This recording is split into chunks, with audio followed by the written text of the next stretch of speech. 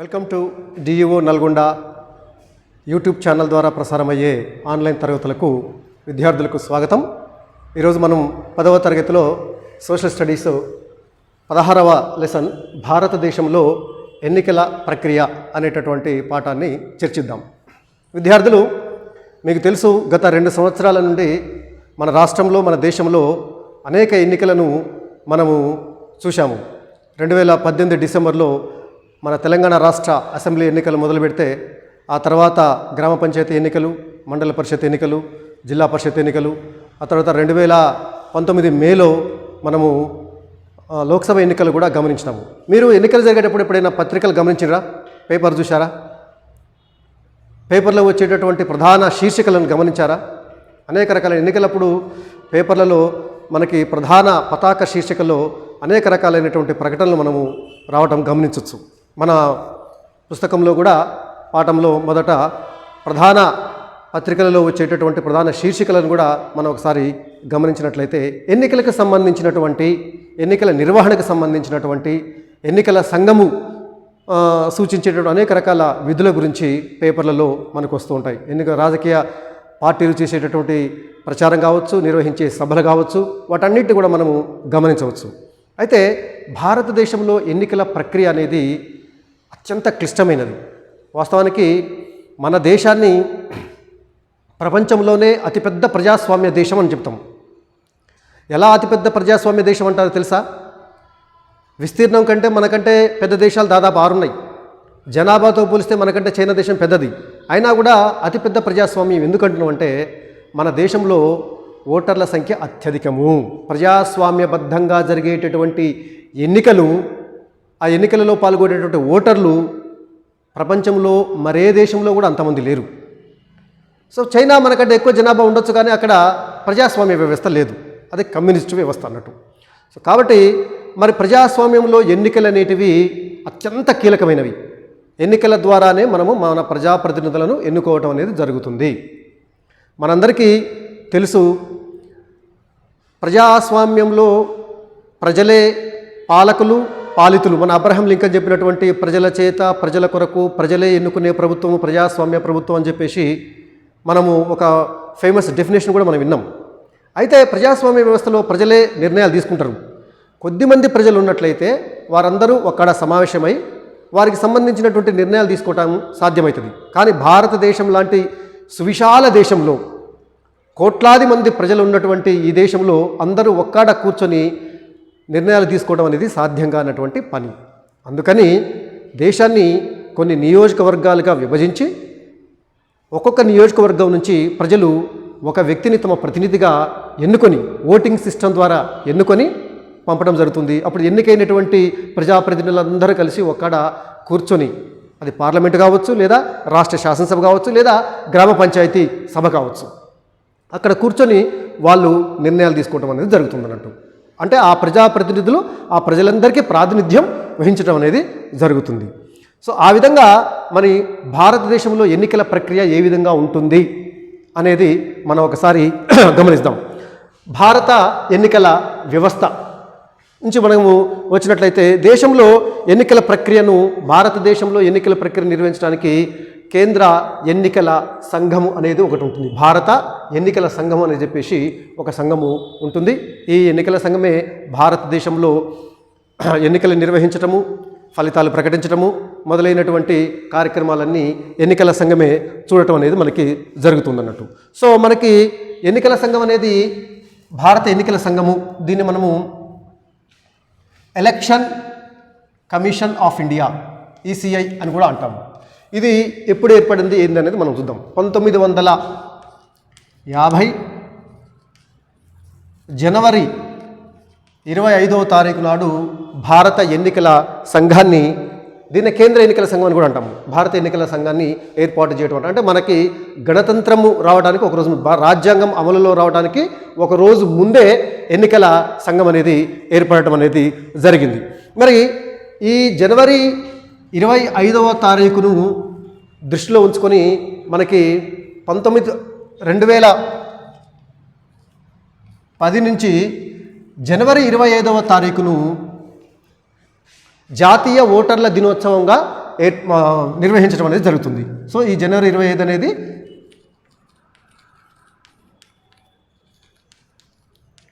జాతీయ ఓటర్ల దినోత్సవం. అంటే 2010 నాటికి భారత ఎన్నికల సంఘం ఏర్పడి 60 సంవత్సరాలైన సందర్భంగా 1950-2010 60 సంవత్సరాలైన సందర్భంగా కేంద్ర ఎన్నికల సంఘము ఆ ఎన్నికల సంఘం ఏర్పడ్డటువంటి జనవరి 25వ తారీఖును జాతీయ ఓటర్ల దినోత్సవంగా నిర్వహించుకోవడం అనేది జరుగుతుంది. మనందరికీ తెలుసు, మన పాఠశాలలో కూడా జాతీయ ఓటర్ల దినోత్సవాన్ని ఏర్పాటు చేయడం జరిగింది. ఆ రోజు మరి ప్రజలందరికీ కూడా ఎన్నికల మీద ఒక అవగాహన ఏర్పాటు చేయటము, ఎన్నికలకు సంబంధించినటువంటి విధి విధానాలన్నిటి కూడా వాళ్ళకి అవగాహన కలిగించడం కావచ్చు, ఓటు యొక్క ప్రాధాన్యతను గుర్తించడం కావచ్చు. మనకు తెలుసు, మన ఈ జాతీయ ఓటర్ల దినోత్సవం రోజు కొన్ని నినాదాలు ఇస్తుంటుంటాము, సభ ఏర్పాటు చేయటము, సీనియర్ ఓటర్ని సన్మానించడం కూడా జరుగుతుంది. ఇది జాతీయ ఓటర్ల దినోత్సవం, గుర్తుంచుకోండి, జనవరి 25వ తారీఖు. మరి కేంద్ర ఎన్నికల సంఘం లేదా భారత ఎన్నికల సంఘం యొక్క ఏ ఎన్నికలు నిర్వహిస్తుందో తెలుసుదా? కేంద్ర ఎన్నికల సంఘం election commission, central election commission నిర్వహించేటటువంటి ఎన్నికలు ఏంటి అంటే రాష్ట్రపతి ఎన్నిక, రాష్ట్రపతి కూడా ఎన్నిక ద్వారానే ఎన్నిక కావడం జరుగుతుంది. రాష్ట్రపతి ఎన్నిక, ఉపరాష్ట్రపతి ఎన్నిక,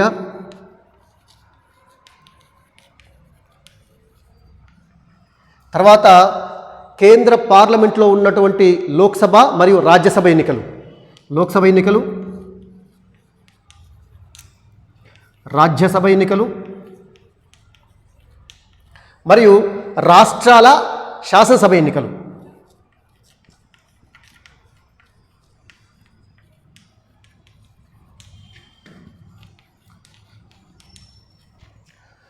ఐదు సంవత్సరాలకు ఒకసారి రాష్ట్రపతి ఎన్నిక నిర్వహించడం జరుగుతుంది.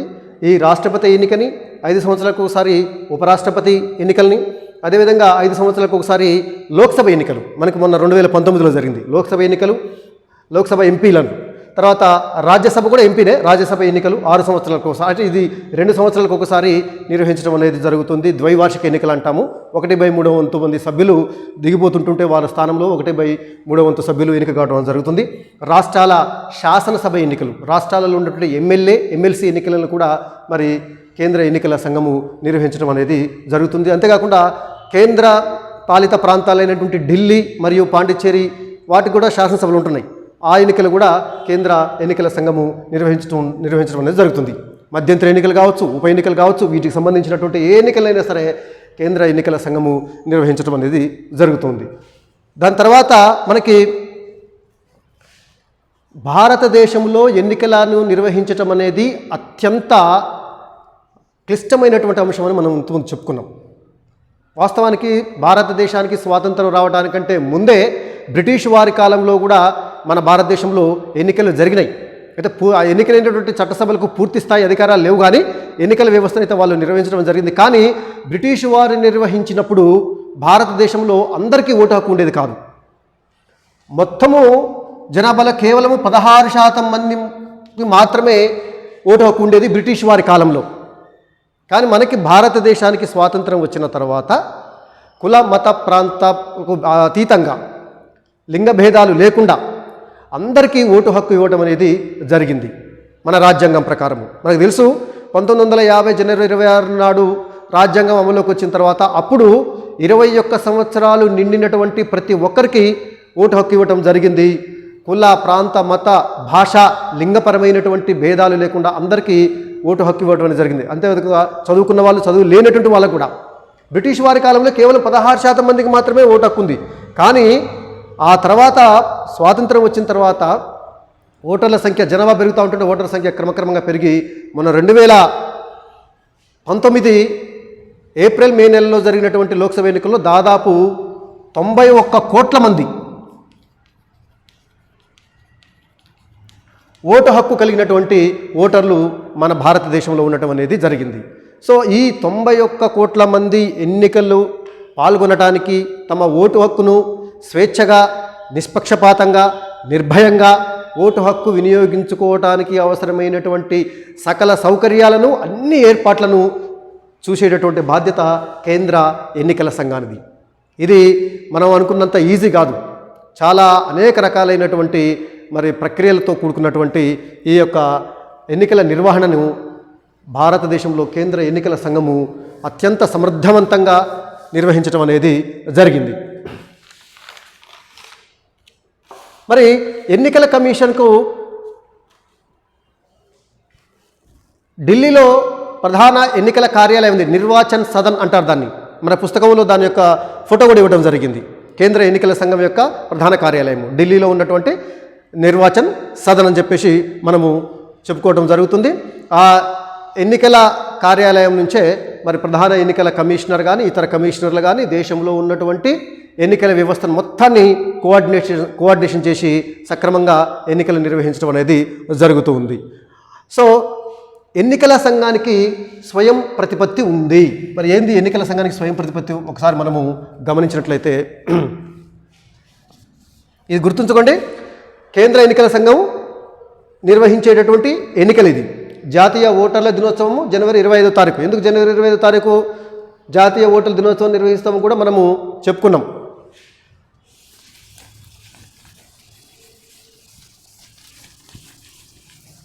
తర్వాత ఎన్నికల సంఘం స్వయం ప్రతిపత్తి.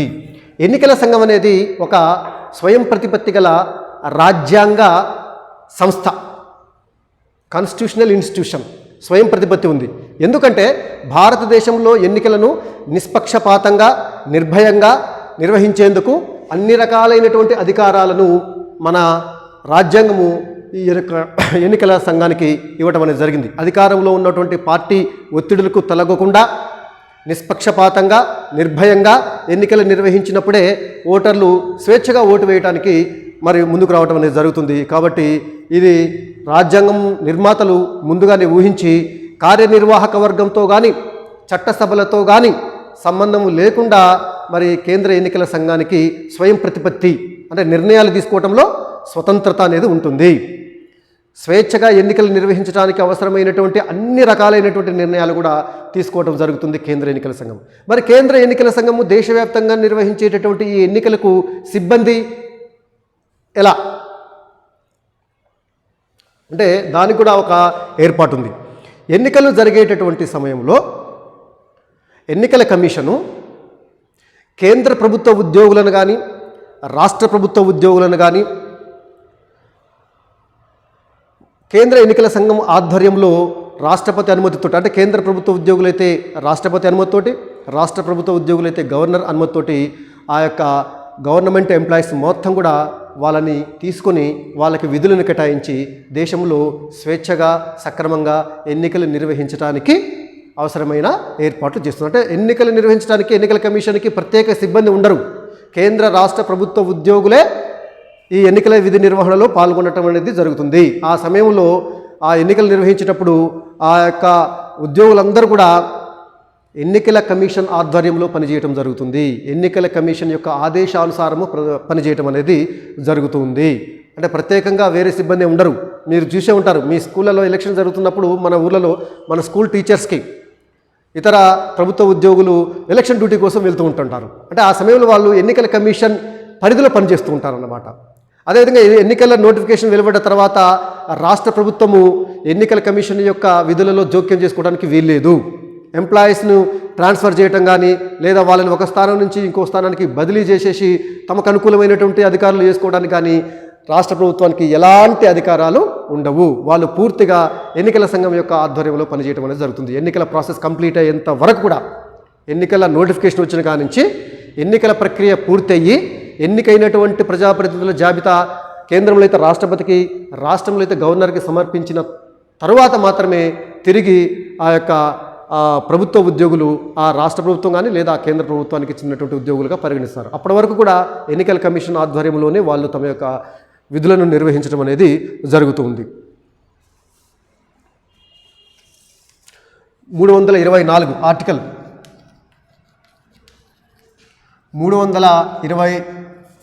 324లోని 6వ సెక్షన్ ప్రకారంగా కేంద్ర రాష్ట్ర ప్రభుత్వ ఉద్యోగులు ఎన్నికల నిర్వహణ సమయంలో ఎన్నికల కమిషన్ ఆధ్వర్యంలో పనిచేయటము జరుగుతుందని చెప్పేసి మనం చెప్పడం జరుగుతుంది. మరి ఎన్నికల కమిషన్ యొక్క నిర్మాణం ఎన్నికల కమిషన్ యొక్క నిర్మాణం చూసినట్టయితే మనము ఎన్నికల కమిషన్ అంటే దేశవ్యాప్తంగా జరిగేటటువంటి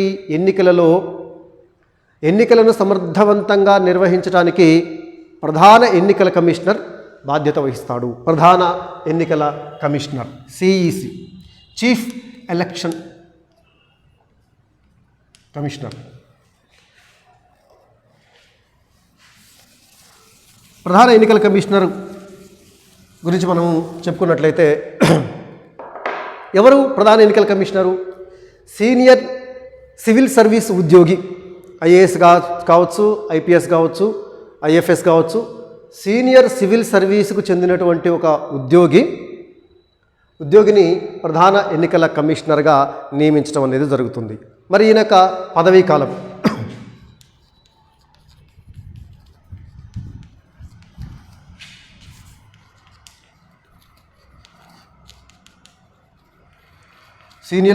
సీనియర్ సివిల్ సర్వీసు ఉద్యోగిని కేంద్ర ప్రభుత్వము ప్రధాన ఎన్నికల కమిషనర్గా నియమించడం జరుగుతుంది. మరి పదవీ కాలం వచ్చినట్లయితే అంటే సిఈసిగా నియమించబడ్డ రోజు నుంచి 6 సంవత్సరములు పదవిలో ఉంటాడు. లేదా ఆయన వయసు 65 సంవత్సరములు నిండే వరకు 65 సంవత్సరముల వయసు నిండే వరకు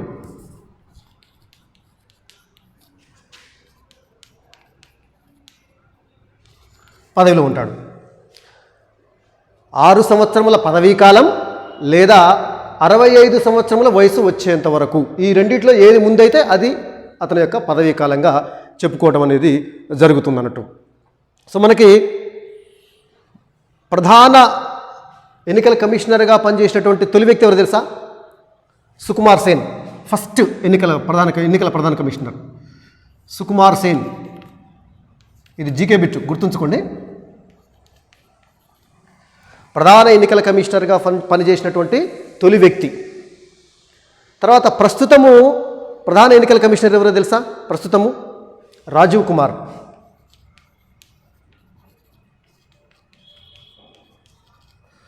మొన్న సెప్టెంబర్ 2020లో రాజీవ్ కుమార్ గారు ప్రధాన ఎన్నికల కమిషనర్గా బాధ్యతను చేపట్టడం అనేది జరిగింది. ఈయన ఏప్రిల్ 2023 వరకు ఈ పదవిలో ఉంటాడు. ఎందుకు చెప్పండి?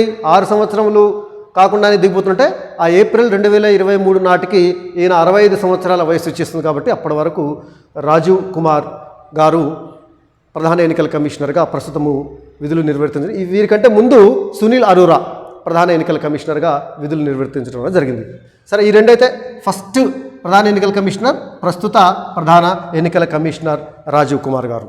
సో దేశంలో లోక్సభ ఎన్నికలు కానీ, రాష్ట్రాల శాసనసభ ఎన్నికలు కానీ, రాష్ట్రపతి ఉపరాష్ట్రపతి ఎన్నికలు కానీ, రాజ్యసభ ఎన్నికలు కానీ, వీటన్నిటిని కూడా సమర్థవంతంగా నిర్వహించడంలో ప్రధాన ఎన్నికల కమిషనర్ కీలకమైనటువంటి పాత్ర పోషించడం జరుగుతుంది. ఆయన తీసుకునేటటువంటి నిర్ణయాలు సమయస్ఫూర్తిగా వ్యవహరించటము, ప్రశాంతమైనటువంటి వాతావరణంలో ఎన్నికల నిబంధనలను తూచా తప్పకుండా పాటిస్తూ ప్రశాంతమైనటువంటి వాతావరణంలో ఓటర్లు నిర్భయంగా వచ్చి ఓటు వేసేందుకు అవసరమైనటువంటి అన్ని రకాల చర్యలు తీసుకోవటంలో మరి చీఫ్ ఎలక్షన్ కమిషనరు ప్రధానమైనటువంటి పాత్ర పోషించడం జరుగుతుంది. మనకు తెలుసు, ఎన్నికల సంఘంలో యాక్చువల్గా ప్రధాన ఎన్నికల కమిషనర్తో పాటుగా మరొక 2 కమిషనర్లు కూడా ఉంటారు.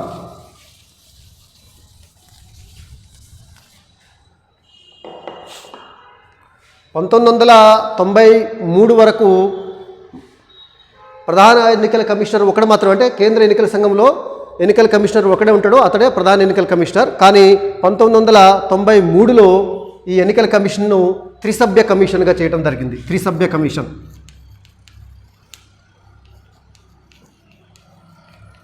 ముగ్గురు సభ్యులు ఉంటారు అన్నట్టు.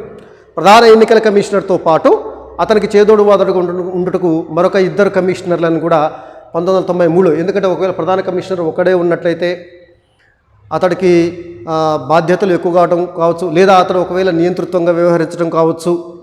అలా జరగకుండా ఉండేందుకు మరొక 2 కమిషనర్లను నియమించడం జరుగుతుంది. సాధారణంగా 99% ఆ ముగ్గురు కలిసి కూడా మరి మూకుమ్మడిగా నిర్ణయాలు తీసుకొని మరి అమలు చేయడం జరుగుతుంది. ఒకవేళ అభిప్రాయ భేదాలు వచ్చినట్లయితే మెజారిటీ నిర్ణయం ప్రకారంగా నిర్ణయాలు తీసుకోవడం అనేది, మెజారిటీ అభిప్రాయం ప్రకారం నిర్ణయాలు తీసుకొని అమలు చేయడం అనేది జరుగుతుంది. 1993లో ఎన్నికల కమిషన్ను త్రిసభ్య కమిషన్గా మార్చివేయటం అనేది జరిగింది. సో మీరు ఎప్పుడైనా టిఎన్ శేషన్ అనేటటువంటి పేరు విన్నారా? రైట్. టిఎన్ శేషన్ భారతదేశంలో ఎన్నికలను సమర్థవంతంగా నిర్వహించేందుకు, ఎన్నికలలో ఉండేటటువంటి అవినీతిని రూపుమాపేందుకు ఆయన అనేక రకాలైనటువంటి చర్యలు చేపట్టి ప్రజాభిమానాన్ని చూరగొనటం అనేది జరిగింది. సో టిఎన్ శేషన్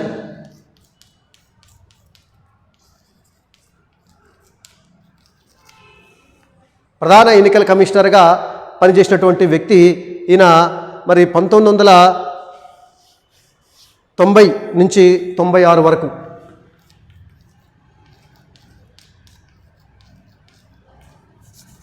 ఆరు సంవత్సరాల పదవీ కాలం ప్రధాన ఎన్నికల కమిషనర్గా పనిచేయడం జరిగింది.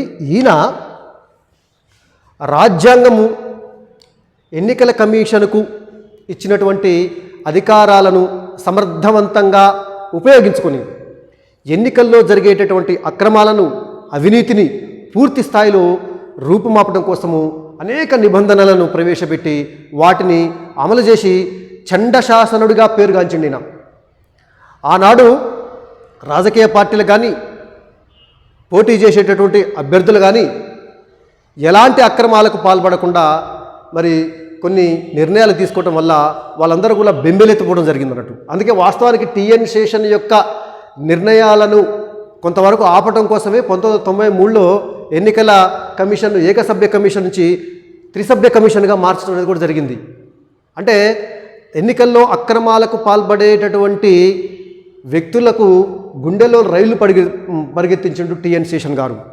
అనేక సంస్కరణలు ప్రవేశపెట్టాడు. వాస్తవానికి అప్పట్లో ప్రజలకి ఎన్నికల కమిషన్కి ఇన్ని అధికారాలు ఉంటాయా, అవసరమైతే అధికారంలో ఉన్నటువంటి పార్టీని కూడా బెంబేలెత్తించేటటువంటి కొన్ని నియమాలను, నిబంధనలను కఠినతరంగా అమలు చేసిండు టిఎన్ శేషన్. సో ఆ విధంగా ప్రజల యొక్క అభిమానాన్ని చూరగొన్నాడు.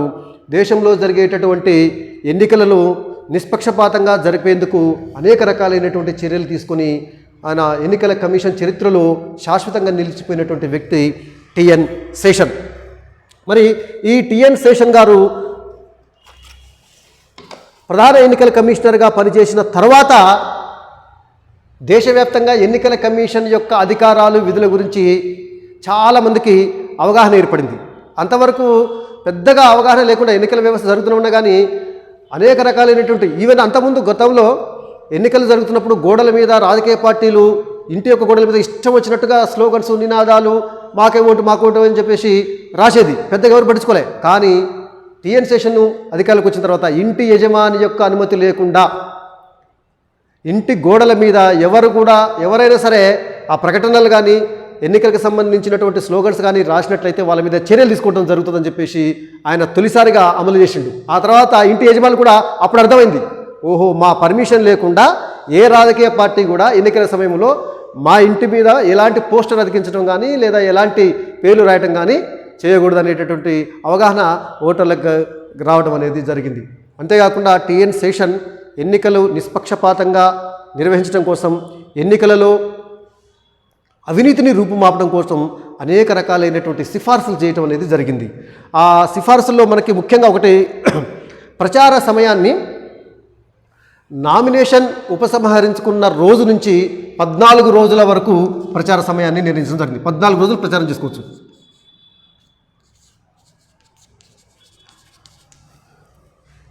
ఎన్నికల్లో నామినేషన్ వేసిన తర్వాత మళ్ళీ ఉపసంహరించుకోవడానికి కూడా కొంత టైం ఉంటుంది. నామినేషన్ ఉపసంహరించుకున్న తర్వాత తుది అభ్యర్థుల జాబితా వస్తుంది. ఆ రోజు నుంచి 14 రోజుల వరకు ఎన్నికలలో ప్రచారం చేసుకోవచ్చు. ఎన్నికల ప్రచారంలో కూడా మరికొన్ని నియమ నిబంధనలు ఉంటాయి. ఆ నియమ నిబంధనలకు లోబడే అభ్యర్థులు ప్రచారం చేసుకునేలాగా మరి టిఎన్ శేషన్ గారు సిఫారసు చేయడం అనేది జరిగింది. అంతేకాకుండా ఇంకొకటి కూడా ఉంది. అంతకుముందు ఒక అభ్యర్థి ఎన్ని స్థానాల నుండైనా పోటీ చేసేటటువంటి అవకాశం ఉండే. కానీ టిఎన్ శేషన్ సిఫార్సుల మేరకు ఏ ఎన్నికల్లో అయినా ఒక అభ్యర్థి 2 స్థానాలకు మించి ఎక్కడా పోటీ చేయడానికి అవకాశం లేకుండా చేయడం అనేది జరిగింది. ఒక అభ్యర్థి గరిష్టంగా 2 స్థానాల నుండి మాత్రమే పోటీ చేయడానికి అవకాశం ఉంది.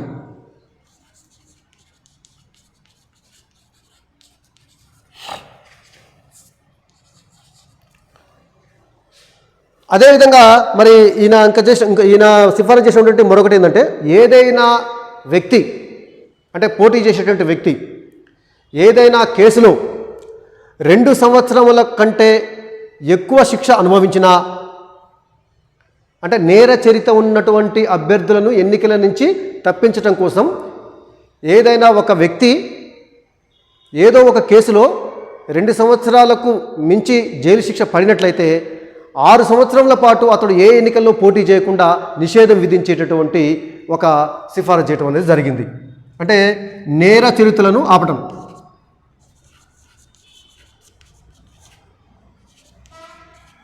నేర చరిత్ర కలిగే వ్యక్తి ఎన్నికల్లో పోటీ చేయకుండా నిషేధం.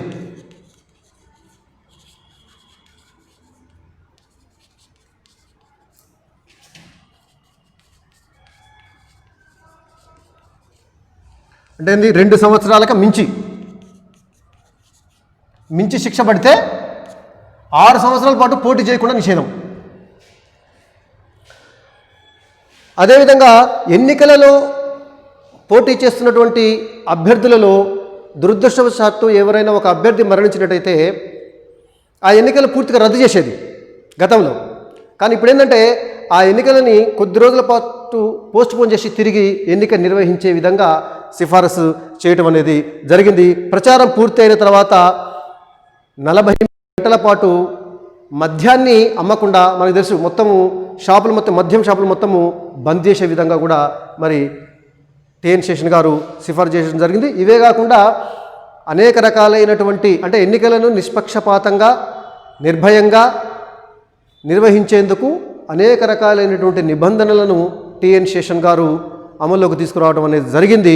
ఎందుకంటే దేశంలో ఎన్నికల నిర్వహణ అనేది పూర్తిగా ప్రధాన ఎన్నికల కమిషనర్ యొక్క సమర్థత మీదనే ఆధారపడి ఉంటుంది. కాబట్టి టిఎన్ శేషన్ ఈ రకాలైనటువంటి కొన్ని నియమ నిబంధనలు పెట్టి ఏ రాజకీయ పార్టీ కూడా ఏ అభ్యర్థి కూడా ఆ నియమ నిబంధనలకు అతిక్రమించకుండా, ఒకవేళ అతిక్రమించినట్టయితే అతడు పోటీకి అనర్హుడిగా ప్రకటించేటటువంటి అవకాశం కూడా ఎన్నికల కమిషన్కు ఉంది. ఆ నిబంధనలన్నింటినీ కూడా పూర్తి స్థాయిలో అమలు చేసి ప్రజాభిమానాన్ని చూరుకున్నటువంటి వ్యక్తి టిఎన్ శేషన్. టిఎన్ శేషన్ వచ్చిన తర్వాతనే చాలామంది ప్రజలకి ఎన్నికల కమిషన్ యొక్క అధికారాల మీద అవగాహన ఏర్పడింది. ఆ తర్వాత టిఎన్ శేషన్ తర్వాత జేఎం లింగ్డో అని చెప్పేసి, మనకు పుస్తకంలో లేదు, జేఎం లింగ్డో అని చెప్పేసి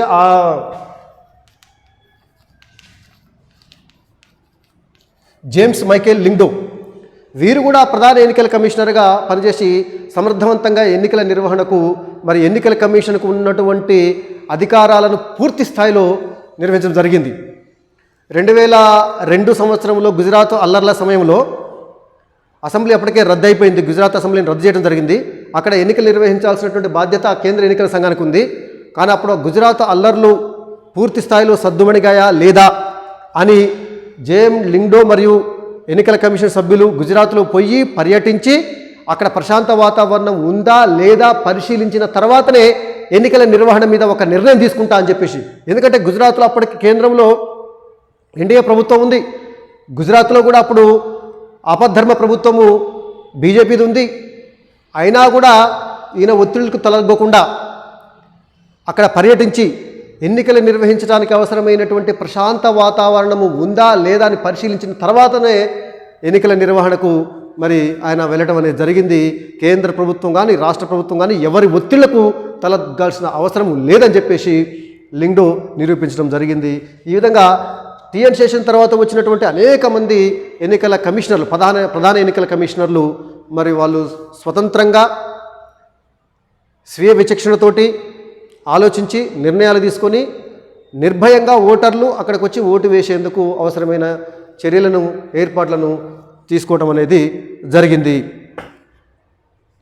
ఇకపోతే మనకి తర్వాత సెషన్లో మనము కేంద్ర ఎన్నికల కమిషన్ యొక్క విధులేంటివి, ఎన్నికలలో రాజకీయ పార్టీల యొక్క పాత్ర ఏంది, అదేవిధంగా ఎన్నికల ప్రవర్తన నియమావళి ఎలక్షన్ కోడ్ అని చెప్పేసి మనం అనుకుంటాం. ఆ ఎలక్షన్ కోడ్ ఎలా ఉంటుంది, ఆ ఎలక్షన్ కోడ్లో ఉన్న నిబంధనలు ఏంటివి అనేటివన్నీ కూడా మనము 2వ సెషన్లో చెప్పుకుందాము. ఇంతసేపు ఈ పాఠాన్ని చక్కగా విన్నందుకు అందరికీ ధన్యవాదాలు.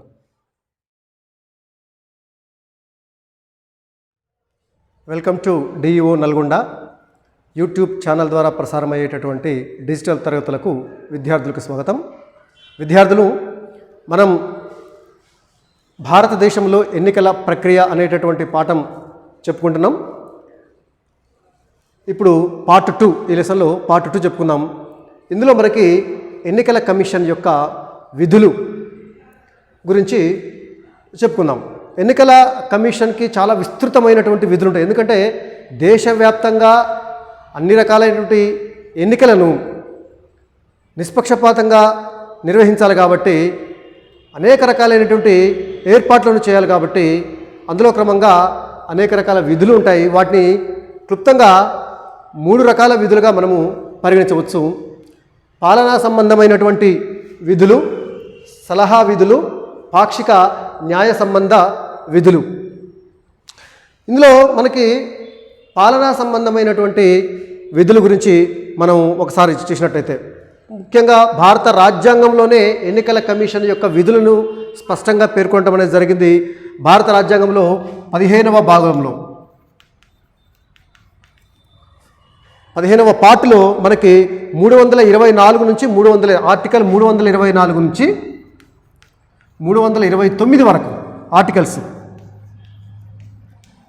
ఇండియన్ కాన్స్టిట్యూషన్లో 15th పార్ట్ ఫ్రమ్ ఆర్టికల్ 324 నుంచి 329 వరకు ఎన్నికల కమిషన్ యొక్క విధులను స్పష్టంగా పేర్కొనడం అనేది జరిగింది. అందులో ప్రధానంగా మనము 3 రకాల విధులుగా వర్గీకరించడం జరిగింది. పాలనా సంబంధ విధులు, సలహా విధులు, పాక్షిక న్యాయ సంబంధ విధులు. ఇందులో మనము పాలనా సంబంధమైనటువంటి విధులు ఒకసారి మనము పరిశీలిద్దాం.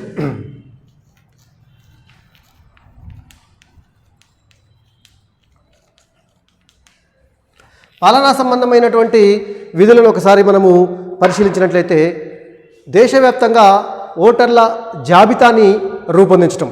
ఎలక్షన్స్ నిర్వహించాలంటే ముందు ఆ ఎలక్షన్స్లో ఎవరెవరికి ఓటు హక్కు ఉందో గమనించాలి, ఖచ్చితంగా గుర్తించాలి. సో కాబట్టి ఓటర్ల జాబితాని రూపొందించేటటువంటి పని కేంద్ర ఎన్నికల సంఘానిది. మరి ఓటర్ల జాబితాలో ఎవరెవరు ఉంటారు చెప్పండి? రైట్, రాజ్యాంగం ప్రకారం భారతదేశంలో 18 సంవత్సరములు నిండినటువంటి ప్రతి ఒక్క వ్యక్తికి ఓటు హక్కు కల్పించడం అనేది జరుగుతుంది. అయితే గతంలో 21 సంవత్సరములు నిండినటువంటి వారికి మాత్రమే ఓటు హక్కు ఉండేది. కానీ 1988లో రాజీవ్ గాంధీ గారు ప్రధానమంత్రిగా ఉన్నటువంటి సమయంలో రాజ్యాంగ సవరణ చేసి, అది 61వ రాజ్యాంగ సవరణ. 61వ రాజ్యాంగ సవరణ ద్వారా మరి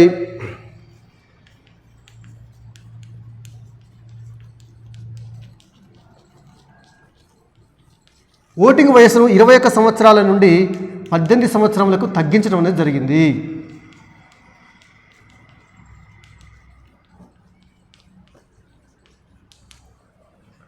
పంతొమ్మిది 1988లో పార్లమెంటు 61వ రాజ్యాంగ సవరణ ద్వారా ఓటింగ్ వయస్సును 21 సంవత్సరాల నుండి 18 సంవత్సరాలకు తగ్గించడం జరిగింది. వెరీ ఇంపార్టెంట్, దీన్ని మీరు నోట్ చేసుకోండి. ఇది అంటే ఇప్పుడు ప్రస్తుతము భారతదేశంలో 18 సంవత్సరాలు నిండినటువంటి వారందరూ కూడా ఓటరుగా అర్హులు. అయితే ఓటు ఎక్కించుకోవాలి. 18 సంవత్సరములు నిండినంత మాత్రాన ఆటోమేటిక్గా ఓటు రాదు. మనము ఓటుని ఎక్కించేందుకు ఒక అప్లికేషన్ పెట్టుకోవాలి.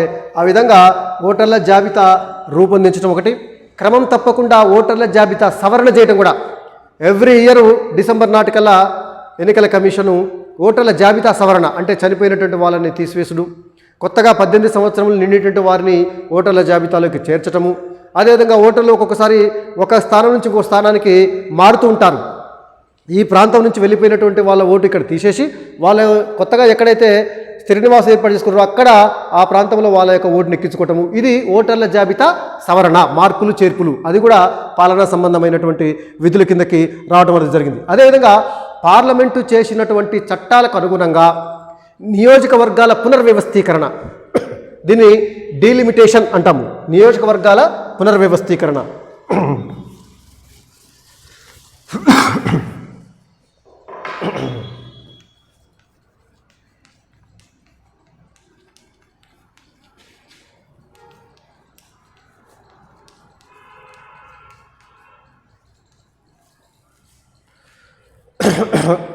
అంటే దేశ కాలమాన పరిస్థితులకు అనుగుణంగా జనాభా పెరుగుతున్నప్పుడు ఒక నియోజకవర్గంలో ఎక్కువ ఓటర్లు, ఒక నియోజకవర్గంలో తక్కువ ఓటర్లు ఉంటాము. అంటే దాన్ని సవరించాలి. అదేవిధంగా ఒక్కొక్కసారి నియోజకవర్గాల సంఖ్య పెంపుదల కావచ్చు. అయితే స్వతహాగా ఎన్నికల కమిషన్ ఈ విధి నిర్వర్తించడం, పార్లమెంటు చట్టం చేస్తుంది. ఆ చట్టం చేసిన దానికి అనుగుణంగా నియోజకవర్గాల పునర్వ్యవస్థ డీలిమిటేషన్ కమిషన్ ఒకటి ఏర్పడుతుంది. డీలిమిటేషన్ కమిటీ చేసేసి నియోజకవర్గాలను పునర్వ్యవస్థీకరణ చేయడం జరుగుతుంది. 2002లో డీలిమిటేషన్ కమిటీ చేయడం జరిగింది. 2009లో జరిగినటువంటి లోక్సభ ఎన్నికలు, 2009 నుండి ఆ తర్వాత జరిగినటువంటి రాష్ట్ర శాసనసభ ఎన్నికలన్నీ కూడా ఈ డీలిమిటేషన్ కమిటీ చేసినటువంటి పునర్వ్యవస్థీకరణ ద్వారానే ఎన్నికలు నిర్వహించడం అనేది జరిగింది. ఆ విధంగా ఈ యొక్క నియోజకవర్గాల పునర్వ్యవస్థీకరణ కూడా ఎన్నికల సంఘం యొక్క పాలనాపరమైనటువంటి విధుల కిందికి వస్తుంది. అదేవిధంగా ఎన్నికల షెడ్యూల్ ప్రకటించడం నియమిత కాలానికి. ఉదాహరణకి మొన్న లోక్సభ ఎన్నికలు 2019లో నిర్వహించడం అనేది జరిగింది. అంటే ఏంది, 5 సంవత్సరములు కాలపరిమితి లోక్సభకు ఉంటుంది. 5 సంవత్సరాలు పూర్తి కావడానికంటే ముందే, కొద్ది కాలం ముందే ఎన్నికల కమిషన్ ప్రిపరేషన్ స్టార్ట్ చేస్తుంది. ఎన్నికల షెడ్యూల్ ప్రకటిస్తుంది. షెడ్యూల్ ప్రకటించడం అంటే ఏంది, ఎప్పుడు నోటిఫికేషన్ ఇస్తారు, అదేవిధంగా నామినేషన్లు ఎప్పటి నుంచి ఎప్పటి వరకు తీసుకుంటారు, నామినేషన్ల ఉపసంహరణ ఎప్పటి వరకు ఉంటుంది, పరిశీలన ఎప్పటి వరకు ఉంటుంది, ఎన్నికల తేదీలు ప్రకటించటము, ఇదంతా. సో అది ఎన్నికల షెడ్యూల్ ప్రకటించటం. ఎన్నికల షెడ్యూల్ ప్రకటించిన తర్వాత నోటిఫికేషన్ను రిలీజ్ చేయటం. నోటిఫికేషన్ రిలీజ్ చేసిన తర్వాత నామినేషన్ల స్వీకరణ, ఎవరెవరైతే పోటీ చేయాలనుకుంటారో వాళ్ళ దగ్గర నుంచి నామినేషన్లు తీసుకోవడం జరుగుతుంది. నామినేషన్లు తీసుకోవడంతో పాటు ఆ నామినేషన్లను పరిశీలిస్తుంది. వీళ్ళు నిజంగా పోటీ చేయడానికి అర్హత ఉందా లేదా అనేటటువంటి నామినేషన్ల పరిశీలన చేయటము. ఆ నామినేషన్ పరిశీలించిన తర్వాత అర్హులైనటువంటి వారితోటి తుది జాబితా రూపొందించటము. తుది జాబితా రూపొందించిన తర్వాత ఒక్కొక్క పోటీ చేసే అభ్యర్థికి గుర్తులు కూడా కేటాయించటము. గుర్తులు కేటాయించడం కూడా ఎన్నికల కమిషన్ యొక్క విధి. అదేవిధంగా పోలింగ్ తేదీలను ఖరారు చేయటం. ఏ తేదీలలో పోలింగ్ జరుగుతుంది, మొత్తం ఎక్కడెక్కడ పోలింగ్ స్టేషన్లను, పోలింగ్ బూత్లు అంటారు, పోలింగ్ స్టేషన్లు ఎక్కడ ఏర్పాటు చేయాలి, ఒక్కొక్క పోలింగ్ స్టేషన్కి ఎంతమంది ఓటర్లను కేటాయించాలి, అదేవిధంగా ఎన్నికల సాఫీ జరగడానికి పోలింగ్ సిబ్బందిని నియమించటము, వాళ్ళకి శిక్షణ ఇవ్వటము, అదేవిధంగా ఫలితాల ప్రకటన. ఎలక్షన్ అయిపోయిన తర్వాత కౌంటింగ్ అంటాం మనం. ఆ కౌంటింగ్ చేపట్టి ఫలితాలు ప్రకటించి, లోక్సభ ఎన్నికలైతేనేమో ఆ ఫలితాలను, జాబితాను ఎవరెవరైతే ఎన్నికైనటువంటి వారి జాబితాను రాష్ట్రపతికి సమర్పిస్తుంది. అదే రాష్ట్రాల శాసనసభ ఎన్నికలైతేనేమో ఆ రాష్ట్రాల గవర్నర్లకు ఎన్నికైనటువంటి అభ్యర్థుల వివరాలను సమర్పించడంతో ఎన్నికల కమిషన్ యొక్క విధులు పూర్తి కావడం అనేది జరుగుతుంది. అదేవిధంగా గుర్తులు కేటాయించడమే కాదు, ఎన్నికలు సజావుగా సాఫీగా జరగటానికి అవసరమైనటువంటి అన్ని రకాల చర్యలు కూడా తీసుకోవడం అనేది జరుగుతుంది. అక్రమాలను నివారించడం కోసం అవసరమైతే ఎవరైనా అభ్యర్థులు అక్రమాలకు పాల్పడితే వారిని అనర్హులుగా కూడా ప్రకటించేటటువంటి అధికారము కేంద్ర ఎన్నికల సంఘానికి ఉంటుంది. ఇవన్నీ కూడా మరి మనము ఎన్నికలు సక్రమంగా రూపొందించడానికి అవసరమైనటువంటి నియమ నిబంధనలను రూపొందించి వాటిని అమలు చేయటం కూడా ఎన్నికల కమిషన్ యొక్క పాలనాపరమైనటువంటి విధుల్లోకి వస్తున్నాయి. అర్థమైంది కదా. ఓటర్ల జాబితాను రూపొందించడము, వాటిని క్రమం తప్పకుండా సవరించడము, అదేవిధంగా ఎన్నికల యొక్క నోటిఫికేషన్ని రిలీజ్ చేయటము, అసలు షెడ్యూల్ ప్రకటించడం ముందు నోటిఫికేషన్ని రిలీజ్ చేయటము, అభ్యర్థుల నుంచి నామినేషన్లు స్వీకరించుకోవటము, వాటిని పరిశీలించటము, అనర్హులను తొలగించటము, అర్హులతో జాబితా రూపొందించటము, ఆ పోటీ చేసే అభ్యర్థులకు గుర్తులను కేటాయించటము, ఎన్నికల తేదీలను ఖరారు చేయటము, సాఫీగా ఎన్నికలు జరిగేలాగా సిబ్బందిని కేటాయించటము, ఎన్నికలు జరిగేలా చూడటము, నియమ నిబంధనలు రూపొందించి అమలు చేయటము, కౌంటింగ్ ఏర్పాట్లు చేయటము, ఆ తర్వాత కౌంటింగ్ పూర్తి అయిపోయిన తర్వాత ఎన్నికైనటువంటి అభ్యర్థుల యొక్క జాబితాను కేంద్రంలో అయితే రాష్ట్రపతికి, రాష్ట్రంలో అయితే గవర్నర్కి సమర్పించడము, ఈ ప్రాసెస్ అంతా కూడా ఎన్నికల కమిషన్ యొక్క పర్యవేక్షణలోనే జరుగుతాయి. కేంద్ర ప్రభుత్వం కానీ రాష్ట్ర ప్రభుత్వాలు కానీ ఎన్నికల కమిషన్ యొక్క విధులలో జోక్యము చేసుకోవు. సో ఇది పాలనా సంబంధమైనటువంటి విధులుగా మనము చెప్పుకోవచ్చు. ఇక అదేవిధంగా ఒకవేళ అక్రమాలు పాల్పడినట్లయితే వాళ్ళ మీద చర్యలు కూడా తీసుకుంటుంది. రెండవది ఏంది, సలహా విధులు. సలహా సంబంధమైనటువంటి విధులు ఇచ్చినట్లయితే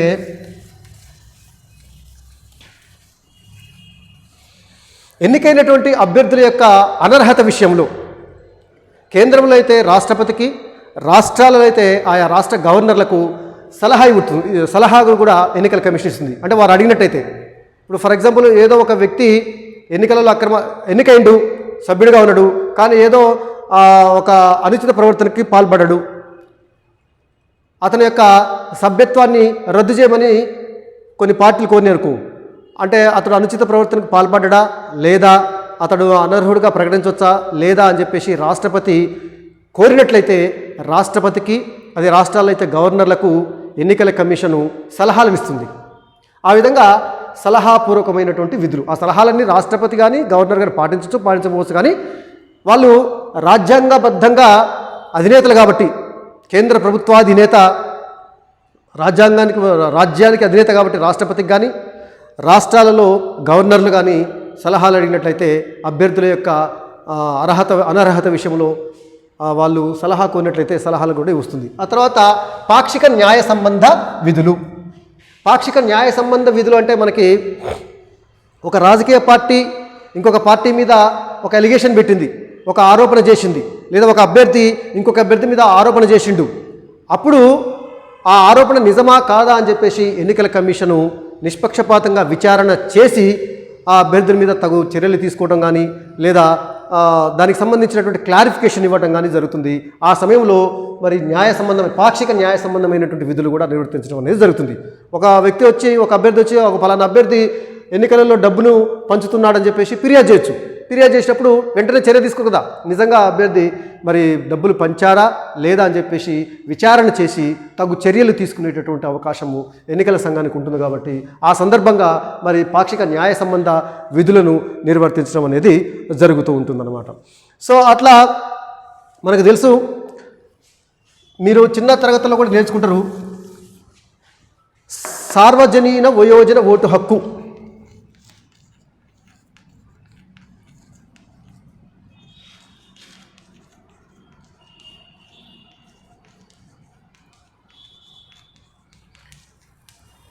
ఈ పేరు ఎప్పుడైనా విన్నారా? సార్వజనీన వయోజన ఓటు హక్కు అంటే మన దేశంలో రాజ్యాంగం ప్రకారం 18 సంవత్సరములు నిండినటువంటి ప్రతి ఒక్కరికి కుల, మత, ప్రాంత, భాష, లింగ వివక్షతలు లేకుండా, ఎలాంటి వివక్షత లేకుండా ఓటు హక్కు అందరికీ కల్పించడమే సార్వజనీన వయోజన ఓటు హక్కు అంటారు. స్వాతంత్రానికంటే ముందు బ్రిటిష్ వాళ్ళ కాలంలో ఓటు హక్కు రావడానికి కొన్ని నిబంధనలు ఉండేటివి. వాళ్ళు ప్రభుత్వానికి ఆదాయము చెల్లించే వాళ్ళే ఉండాలి, లేదా వేరే దేశాల్లో అయితే మనం ఫ్రెంచ్ విప్లవంలో 9th క్లాస్లో చెప్పుకున్నాం. ఫ్రెంచ్ విప్లవంలో మొదట్లో మగవారికి పన్ను చెల్లించే వారికి మాత్రమే ఓటు హక్కు ఉండేది, ఆడవారికి అసలు ఓటు హక్కు ఇవ్వలేదు. చాలా సంవత్సరాల పాటు అభివృద్ధి చెందినటువంటి యూరప్ దేశాలలో కూడా చాలా సంవత్సరాల పాటు మహిళలకి ఓటు హక్కు నిరాకరించడం జరిగింది. కానీ మన దేశంలో రాజ్యాంగం అమలైన రోజు నుంచే ఎలాంటి వివక్షతలు లేకుండా ఆడవారు మగవారని, ఈ కులము ఆ కులమని, ఈ ప్రాంతము ఆ ప్రాంతమని, ఈ భాష వాళ్ళు ఆ భాష వాళ్ళని, ఎలాంటి వివక్షతలు లేకుండా అందరికీ కూడా ఒకటే ఒక కండిషన్ ఏంది, 18 years నిండి ఉండాలి, 18 సంవత్సరాలు నిండాలి. 18 సంవత్సరాలు పడటం కాదు, 18 సంవత్సరాలు నిండాలి. నిండేటువంటి వారందరికీ కూడా ఓటు హక్కు కల్పించడం జరుగుతుంది. దానిని సార్వజనీన వయోజన ఓటు హక్కు అంటారు.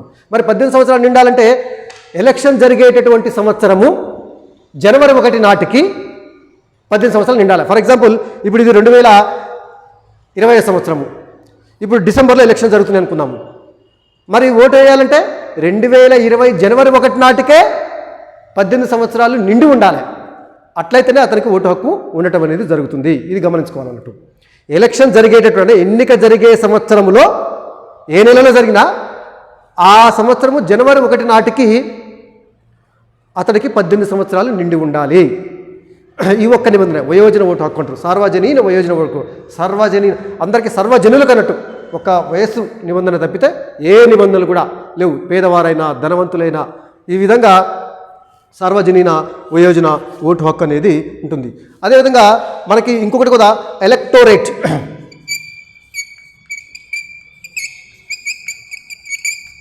ఎలక్టోరేట్ అంటే ఓటర్ల జాబితాని ఎలక్టోరేట్ అంటారు.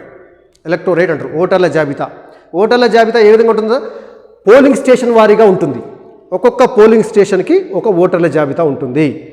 సాధారణంగా ఒక పోలింగ్ స్టేషన్లో 1000-1200 మందికి మించకుండా, ఒక గ్రామంలో ఒక 3000 మంది ఓటర్లు ఉన్నారనుకోండి, అందరూ ఒకే పోలింగ్ స్టేషన్లో ఓటు వేయడం సాధ్యం కాదు ఒకటే రోజులో, ఉదయం 7 గంటల నుంచి సాయంత్రం 5 గంటల వరకు. అందుకని 3 పోలింగ్ స్టేషన్లు ఏర్పాటు చేయడం జరుగుతుంది.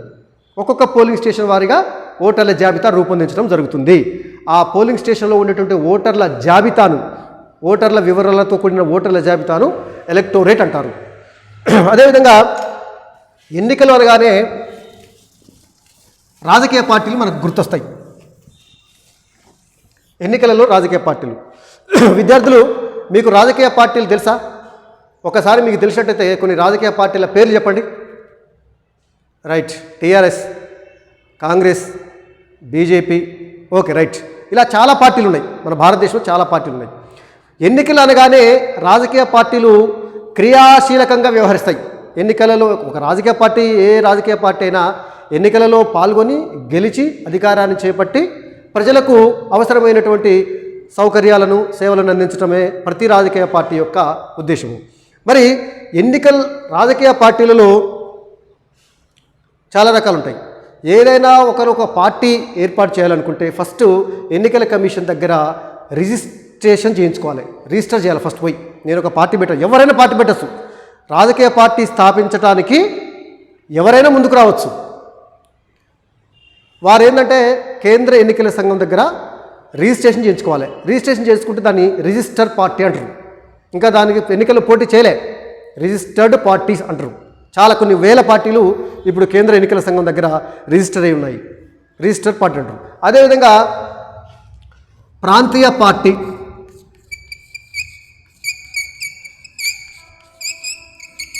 జాతీయ పార్టీ,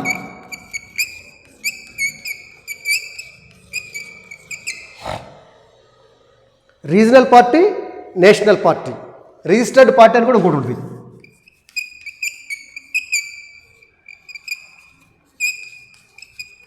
రిజిస్టర్డ్ పార్టీ అంటే కొత్తగా పార్టీని ఏర్పాటు చేసినారు, కేంద్ర ఎన్నికల సంఘం దగ్గర రిజిస్ట్రేషన్ చేసుకున్నారు. ఎవరైనా పార్టీ పెట్టేటటువంటి అవకాశం ఉంటుంది. ఈ పార్టీకి ఏంటంటే రాబోయేటటువంటి ఎన్నికల్లో ఒక గుర్తును కేటాయిస్తే ఈ పార్టీ తరపున పోటీ చేసే అభ్యర్థులందరికీ అదే గుర్తును ఆ ఎన్నికల్లో ఇవ్వటం అనేది జరుగుతుంది. ఇక ప్రాంతీయ పార్టీగా ఒక పార్టీ గుర్తింపు పొందాలంటే ఆ రాష్ట్ర శాసనసభకు జరిగినటువంటి సాధారణ ఎన్నికల్లో 3% ఓట్లు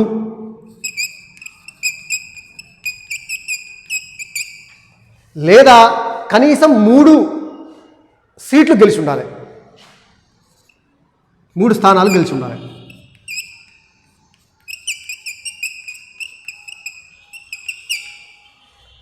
మూడు శాతం ఓట్లు లేదా 3 స్థానాలలో ఆ పార్టీకి సంబంధించిన అభ్యర్థులు గెలిచినట్లయితే ఆ పార్టీని కేంద్ర ఎన్నికల సంఘం ప్రాంతీయ పార్టీగా, ఆ రాష్ట్రానికి సంబంధించిన ప్రాంతీయ పార్టీగా గుర్తించడం జరుగుతుంది. బాగా గుర్తుంచుకోండి. రీజనల్ పార్టీ లేదా ప్రాంతీయ పార్టీ అంటే ఏదైనా ఒక రాష్ట్రంలో సాధారణ ఎన్నికల్లో, శాసనసభకు జరిగేటువంటి సాధారణ ఎన్నికల్లో 3% ఓట్లు, మొత్తం పోలైనటువంటి ఓట్లలో 3% ఓట్లు లేదా 3 స్థానాలలో ఆ పార్టీకి చెందిన అభ్యర్థులు గెలిచినట్టయితే దానిని ప్రాంతీయ పార్టీగా కేంద్ర ఎన్నికల సంఘం గుర్తిస్తుంది. కొన్ని ప్రాంతీయ పార్టీల పేర్లు చెప్పండి. మన రాష్ట్రంలో, మన తెలంగాణ రాష్ట్రంలో రైట్, టీఆర్ఎస్ ప్రాంతీయ పార్టీనే. వేరే రాష్ట్రాలలో టీఆర్ఎస్ పార్టీ లేదు. అదేవిధంగా ఇంకా గతంలో టీడీపీ, ఇంకా తెలంగాణ జన సమితి అని చెప్పేసి ఇలా కొన్ని పార్టీలు మనకు దేశవ్యాప్తంగా ప్రాంతీయ పార్టీలు చాలా ఉన్నాయి. తమిళనాడులో చూసినట్టయితే డిఎంకే, ఏఐడిఎంకే, ద్రవిడ మున్నేట్ర కజకం, ఆల్ ఇండియా ద్రవిడ మున్నేట్ర కజకం, అన్నా డిఎంకే అంటారు అది. తర్వాత వచ్చేసినట్లయితే మనకి ఒరిస్సాలో బీజు జనతాదళ్ పార్టీ, అదేవిధంగా కర్ణాటకలో అయితే జేడిఎస్ అంటే జనతాదళ్ సెక్యులర్ పార్టీ అని చెప్పేసి ఒకటి ఉంది. ఇక కేరళ రాష్ట్రంలో అయితే చాలా ఉన్నాయి ప్రాంతీయ పార్టీలు, చాలా రకాలుగా ఉన్నాయి ప్రాంతీయ పార్టీలు. చాలా రాష్ట్రాల్లో అధికారాల్లో కూడా ఉన్నాయి. తెలంగాణలో వచ్చేసి మనకి టీఆర్ఎస్ కావచ్చు, ఆంధ్రప్రదేశ్లో వచ్చేసి వైఎస్ఆర్ కాంగ్రెస్ పార్టీ కావచ్చు, ఒరిస్సాలో వచ్చేసి బీజు జనతాదళ్ పార్టీ కావచ్చు, తర్వాత మనకి పశ్చిమ బెంగాల్లో వచ్చేసి తృణమూల్ కాంగ్రెస్ పార్టీ కావచ్చు. అది ఒకప్పుడు జాతీయ పార్టీగా ఉండే, కానీ కొన్ని నిబంధనల మేరకు అది ఆ స్థానాన్ని కోల్పోవడం అనేది జరిగింది. అదేవిధంగా వచ్చేసి జేడీయూ, ఇప్పుడు బీహార్లో అధికారంలో పార్టీ జనతాదళ్ యునైటెడ్ పార్టీ అని కావచ్చు. ఇలా రకరకాలుగా మనకి శివసేన పార్టీ, మహారాష్ట్రలో శివసేన పార్టీ కావచ్చు. చాలా రకాలైనటువంటి ప్రాంతీయ పార్టీలు మరి భారతదేశంలో ఉన్నాయి. ప్రాంతీయ పార్టీగా గుర్తింపు పొందాలంటే ఈ నిబంధన ఖచ్చితంగా ఈ నిబంధన పాటించుండాలి. ఆ రాష్ట్ర శాసనసభకు జరిగినటువంటి ఎన్నికల్లో 3% ఓట్లు లేదా 3 స్థానాలలో గెలుపు. ఇక జాతీయ పార్టీ, నేషనల్ పార్టీ అంటే ఏంటంటే సాధారణ ఎన్నికలలో బాగా గుర్తుంచుకోండి, మనకి సాధారణ ఎన్నికలలో 4 రాష్ట్రాలలో జాతీయ పార్టీ అంటే కనీసం 4 రాష్ట్రాల్లో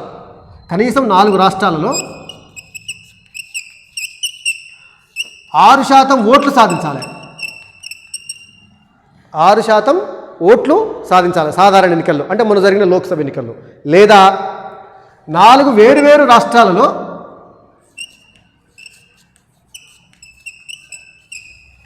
కనీసము 11 స్థానాలను గెలవాలి. 4 వేరువేరు, ఒకే రాష్ట్రంలో 11 స్థానాలు గెలిస్తే అది ప్రాంతీయ పార్టీ. కనీసం 4 వేరువేరు రాష్ట్రాలలో 11 లోక్సభ స్థానాలు గెలిచినా, లేదా 4 వేరువేరు రాష్ట్రాలలో 6% సీట్లు సాధించిన ఆ పార్టీని జాతీయ పార్టీగా కేంద్ర ఎన్నికల సంఘం గుర్తిస్తుంది. ఇది మీరు బాగా గుర్తుంచుకోవాలి విద్యార్థులు. ప్రాంతీయ పార్టీకి జాతీయ పార్టీకి మధ్య వ్యత్యాసము. ఒక పార్టీ జాతీయ పార్టీగా గుర్తింపు పొందాలంటే ఏ నిబంధనలను పాటించాలి, ఒక పార్టీ ప్రాంతీయ పార్టీగా గుర్తించబడాలంటే ఏ నిబంధనలను పాటించాలి అనేది మనకి చాలా ఇంపార్టెంట్. జాతీయ పార్టీ అయితే 4 రాష్ట్రాలలో, అంటే సాధారణ ఎన్నికల్లో మన 2019 లోక్సభ ఎన్నికలు జరిగినాయి. ఆ లోక్సభ ఎన్నికల్లో 4 రాష్ట్రాలు, ఏదైనా ఒక పార్టీ 4 రాష్ట్రాలలో 6% ఓట్లు, అదేవిధంగా 4 వేరువేరు రాష్ట్రాలలో 11 స్థానాలు, ఇది కానీ లేదా ఇది కానీ ఏ ఒక్క కండిషన్ని ఫుల్ఫిల్ చేసినా కూడా అది జాతీయ పార్టీగా గుర్తింపు పొందడం అనేది జరుగుతుంది. ఈ విధంగా రిజిస్టర్ పార్టీ, కొత్తగా ఏర్పడ్డ పార్టీ. రిజిస్టర్ పార్టీ అంటే ఒక వ్యక్తి పార్టీ పెట్టాలనుకున్నప్పుడు కేంద్ర ఎన్నికల సంఘం దగ్గర రిజిస్టర్ చేసుకోవాలి. చేసుకుంటే ఏమైందంటే రాబోయే ఎన్నికల్లో ఆ పార్టీ తరఫున పోటీ చేసే అభ్యర్థులందరికీ ఒకే గుర్తు కేటాయించడం జరుగుతుంది. ప్రాంతీయ పార్టీ, ఆ ప్రాంతీయ పార్టీ ఏ పార్టీ అయితే ఉంటుందో ఆ పార్టీకి ఒక గుర్తు ఉంటుంది, కేంద్ర ఎన్నికల సంఘం కేటాయిస్తుంది. ఆ పార్టీ తరఫున పోటీ చేసే అభ్యర్థులందరూ కూడా ఆ గుర్తుపైన పోటీ చేయడం జరుగుతుంది. అదేవిధంగా జాతీయ పార్టీ, ప్రస్తుతము మన భారతదేశంలో 6 జాతీయ పార్టీలు ఉన్నాయి. వాటి పేర్లు కొన్ని చెప్పండి. రైట్, కేంద్రంలో ఇప్పుడు అధికారంలో ఉన్నటువంటి బీజేపీ, కమలం పువ్వు గుర్తు. అదేవిధంగా అతిపెద్ద ప్రతిపక్ష పార్టీ కాంగ్రెస్ పార్టీ, చేయి గుర్తు. అదేవిధంగా CPI, communist party of India. అదేవిధంగా CPM, communist party of India Marxist. అదేవిధంగా నేషనలిస్ట్ కాంగ్రెస్ పార్టీ, ఎన్సిపి అని చెప్పేసి శరద్ పవార్ దానికి యొక్క పార్టీ అధ్యక్షుడు. గడియారం గుర్తు, అది అలారం గుర్తుంటుంది అన్నట్టు. ఈ విధంగా ఇంకొక పార్టీ కూడా ఉంది, బహుజన్ సమాజ్ పార్టీ, బిఎస్పి, ఏనుగు గుర్తు, మాయావతి అధ్యక్షురాలు. సో ఇవి ముఖ్యమైన ప్రస్తుతం ఉన్నటువంటి 6 జాతీయ పార్టీలు. ఇక ప్రాంతీయ పార్టీలు అయితే చాలా ఉన్నాయి. ఇక రిజిస్టర్ పార్టీలు వేల కొద్ది రిజిస్టర్ పార్టీలు ఉన్నాయి. ఆ రిజిస్టర్ పార్టీ ఈ నిబంధనలను ఫుల్ఫిల్ చేస్తే ప్రాంతీయ పార్టీగా, ఏ నిబంధనలను ఫుల్ఫిల్ చేస్తే జాతీయ పార్టీగా గుర్తించడం అనేది జరుగుతూ ఉందన్నమాట. ఇది మనకి సంబంధించినటువంటి రాజకీయ పార్టీలు. ఏ రాజకీయ పార్టీ అయినా సరే ఎన్నికలలో పోటీ చేసి అధికారంలోకి రావడానికే ప్రయత్నించడం అనేది జరుగుతుంది. సో ఇట్లా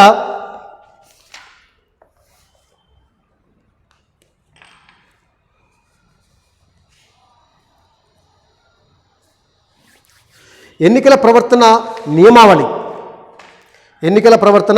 నియమావళి కూడా మనం ఒకసారి గమనిద్దాం.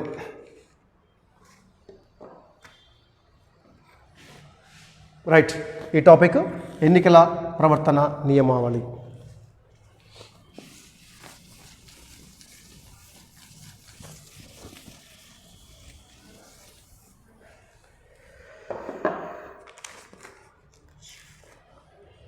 లోక్సభ కానీ, కేంద్రంలో లోక్సభ కానీ, రాష్ట్రాలలో శాసనసభలకు కానీ ఎన్నికల షెడ్యూళ్లు ప్రకటించిన రోజు నుంచే ఎన్నికల ప్రవర్తన నియమావళి అమల్లోకి వస్తుంది. ఎన్నికల ప్రవర్తన నియమావళి అంటే రాజకీయ పార్టీలు కానీ, పోటీ చేసే అభ్యర్థులు కానీ కేంద్ర ఎన్నికల సంఘం రూపొందించినటువంటి నియమ నిబంధనలకు అనుగుణంగా వాళ్ళు మసలుకోవాలి. ఆ నియమాలను ఉల్లంఘించినట్లయితే అనుచిత ప్రవర్తన, మాల్ ప్రాక్టీస్ కింద వారి మీద చర్యలు తీసుకోవడం అనేది జరుగుతుంది. మరి ఏంటి ఈ నియమ నిబంధనలు ఏమిటి? ఎన్నికలు జరిగే సమయంలో రాజకీయ పార్టీలు కానీ, పోటీ చేసే అభ్యర్థులు కానీ ఎలాంటి నియమ నిబంధనలను పాటించాలి? ఆ నియమ నిబంధనలన్నింటినీ కూడా ఎన్నికల కమిషనే రూపొందిస్తుంది. అవి జాగ్రత్తగా సక్రమంగా అమలయ్యేలాగా కూడా చూస్తూ ఉంది. ఒకవేళ ఎవరైనా నియమ నిబంధనలకు విరుద్ధంగా ప్రవర్తించినట్లయితే వారి మీద చర్యలు తీసుకోవటము, అవసరమైతే వాళ్ళను పోటీకి అనర్హులుగా కూడా ప్రకటించడం అనేది జరుగుతుంది. మరి పార్టీలు, అందులో నియమ నిబంధనలో ఒకటి ముఖ్యమైనది ఏంటంటే ఎన్నికల్లో పోటీ చేసే పార్టీలు కానీ, అభ్యర్థులు కానీ ఓటర్లను ప్రచారం చేసేటప్పుడు కుల, మత, జాతిపరమైనటువంటి విద్వేషాలను రెచ్చగొట్టేలాగా ప్రసంగాలు చేయవద్దు.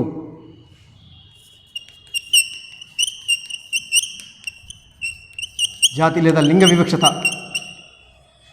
పరమైనటువంటి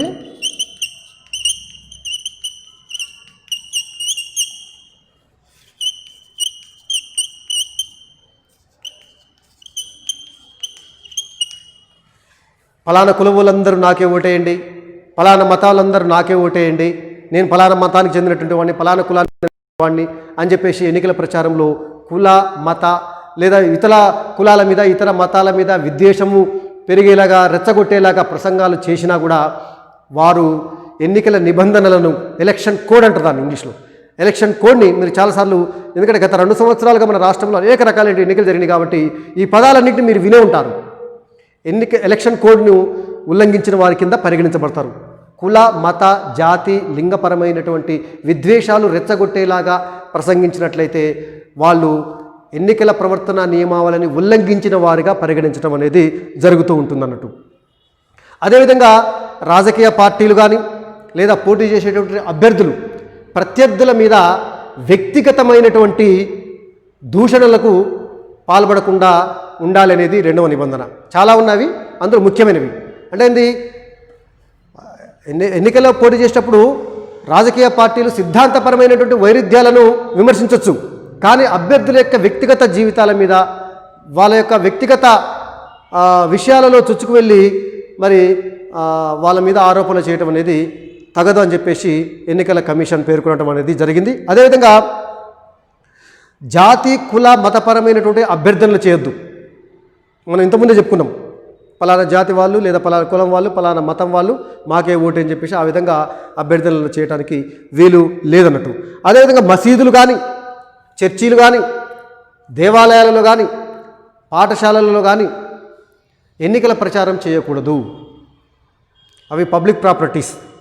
అవన్నీ కూడా మతపరమైనటువంటి ధార్మిక సంస్థలలో కానీ, పాఠశాలలలో కానీ ఎట్టి పరిస్థితుల్లో కూడా ఎన్నికల ప్రచారము చేయకూడదు. అదేవిధంగా ఓటర్లకు లంచాలు ఇచ్చి, ఈ మధ్యకాలంలో మనం బాగా చూస్తున్నటువంటి విషయం లంచాలు అంటే డబ్బు రూపంలో కానీ, వస్తు రూపంలో కానీ అభ్యర్థులకు పంచి, డబ్బు కానీ వస్తువులు కానీ పంచి ఓటు అభ్యర్థించడం కూడా. ఎన్నికలలో మద్యం పంపకం, అంటే మద్యం అంటే మనకి తెలుసు, మంది సీసాలు వాటిని పంచుతుంటారు, చాలా నేరం అన్నట్టు. అది డబ్బు పంచినా లేదా వస్తువులు పంచినా, మద్యాన్ని పంచినా కూడా ఖచ్చితంగా అది ఎన్నికల ప్రవర్తన నియమావళికి విరుద్ధము. సో కాబట్టి ఎన్నికలలో డబ్బు పంపకము, తర్వాత వస్తువుల పంపకము, అంటే నీకు ఇది నాకు ఇది, అంటే నేను ఇది ఇస్తా నువ్వు నాకు ఓటేయి, అది చాలా తీవ్రమైనటువంటి నేరంగా పరిగణించడం జరుగుతుంది. ఎన్నికల ప్రవర్తన నియమావళిని ఉల్లంఘించిన వారిగా పరిగణించడం అనేది జరుగుతుంది. అదేవిధంగా ఒకరి స్థానంలో మరొకరిని ఓటరుగా వినియోగించరాదు. ఇప్పుడైతే చాలా తక్కువ, దాదాపు లేదు. కానీ గతంలో ఏంటంటే ఓటర్ల జాబితాలో ఒక పేరుంటే అతను వేరే వ్యక్తి వచ్చి ఓటు వేసిపోవటం, అది కూడా అనుచిత ప్రవర్తన, మాల్ ప్రాక్టీస్ అని చెప్పేసి చెప్పడం జరుగుతుంది. అది గతంలో దానిని నివారించడం కోసం ఎన్నికల కమిషన్ అనేక రకాలైనటువంటి నిబంధనలు తీసుకొచ్చింది. ఏంటంటే వచ్చినటువంటి వ్యక్తి గతంలో ఐడి కార్డు లేకుండా ఇప్పుడు ఐడి కార్డు ఉండాలి, ఫలానా వ్యక్తిని నేనే అని చూపించడానికి నిరూపించుకోవడానికి ఎన్నికల కమిషన్ గుర్తించినటువంటి ఐడి కార్డులు ఏదో ఒకటి, అంటే ఎన్నికల కమిషన్ జారీ చేసినటువంటి ఎపిక్ కార్డు అంటారు దాన్ని, ఎలక్షన్ ఫోటో ఐడెంటిటీ కార్డు కావచ్చు, లేదా ఆధార్ కార్డు కావచ్చు, లేదా మనకి డ్రైవింగ్ లైసెన్స్ కావచ్చు. సరే, ఆధార్ కార్డుని గుర్తింపు కార్డుగా పరిగణించడం లేదు, డ్రైవింగ్ లైసెన్స్ కావచ్చు, లేదా బండి రిజిస్ట్రేషన్ కార్డు కావచ్చు, లేదా ఫోటో ఉన్నటువంటి ఏదైనా ఆ అభ్యర్థి నేనే, ఆ ఓటర్ని నేనే అని చెప్పేసి ఆ ఓటరు ఖచ్చితంగా నిరూపించుకోవాలి. దానికి సంబంధించి ఫోటో ఉన్నటువంటి ID card, even bank passbook అయినా సరే, లేదా ఊళ్ళలో ఉండేటువంటి జాబ్ కార్డు, మనం Mahatma Gandhi rural employment guarantee programme ఉంది కదా, కరువు పని ఉంటుంది కదా, దానికి సంబంధించిన జాబ్ కార్డు కావచ్చు, ఆరోగ్యశ్రీ కార్డు కావచ్చు, ఏదో ఒక ఫోటో ఉన్నటువంటి కార్డుని తీసుకొచ్చి, ఐడి కార్డుని తీసుకొచ్చి మరి ఓటు వేయాలి. ఆ విధంగా మనకి ఇతరులు ఓటు వేయటాన్ని, అంటే ఒకరి స్థానంలో మరొకరు ఓటు వేసేటందుకు, ఓటు వేయకుండా నిరోధించేందుకు అది మనకి పనికొస్తుంది. అదేవిధంగా పోలింగ్ స్టేషన్కు 100 మీటర్ల పరిధిలో ప్రచారం చేయకూడదు. పోలింగ్ స్టేషన్ ఉన్నట్టయితే మనం పోలింగ్ జరిగే రోజు మనం బాగా గమనించవచ్చు. పోలింగ్ స్టేషన్కి 100 మీటర్ల దూరంలో పోలీసులు ఒక సున్నంతోటి గీత గీస్తారు. ఆ లోపల ఎవరు కూడా ఎన్నికలకు సంబంధించినటువంటి గుర్తు పెట్టుకొని రావటం కానీ, ప్రచారం చేయటం కానీ ఎట్టి పరిస్థితుల్లో చేయకూడదు. అదేవిధంగా పోలింగ్ స్టేషన్కి కొంతమంది అభ్యర్థులు ఓటర్లని తరలించుకొస్తుంటారు. ఆటోలలో కానీ, జీబులలో కానీ, కార్లలో కానీ. ఎందుకంటే నేను తీసుకొచ్చాను కాబట్టి నాకు ఓటు అని చెప్పేసి అభ్యర్థిస్తుంటారు. అలా మూకుమ్మడిగా ఓటర్లను పోలింగ్ స్టేషన్కి ఎవరైనా అభ్యర్థులు తరలించక రావటం కూడా ఎన్నికల ప్రవర్తన నియమావళికి విరుద్ధము. అదేవిధంగా ప్రశాంత జీవనం గడిపేటటువంటి హక్కు ప్రతి ఒక్కరికి ఉంది. ఎన్నికల సమయంలో కూడా రణగుణ ధ్వనులతోటి పెద్ద పెద్ద మైకులు పెట్టేసి, హై వోల్టేజ్ స్పీకర్ బాక్సులు పెట్టేసి పెద్ద ఎత్తున ప్రచారం చేస్తుంటుంటారు. ఆ విధంగా చేయకుండా మరి ఎవరైనా కంప్లైంట్ చేసినట్లయితే ఖచ్చితంగా ఎన్నికల ప్రచారం చేసేటటువంటి సమయంలో ఇతరులకు, అక్కడ ఉన్నటువంటి వాళ్ళకి ఇబ్బంది కలగకుండా, వాళ్ళ ప్రశాంతతకు భంగం వాటిల్లకుండా ప్రచారం చేసుకోవాలి అనేది కూడా ఒకటి ఉండటం జరిగింది.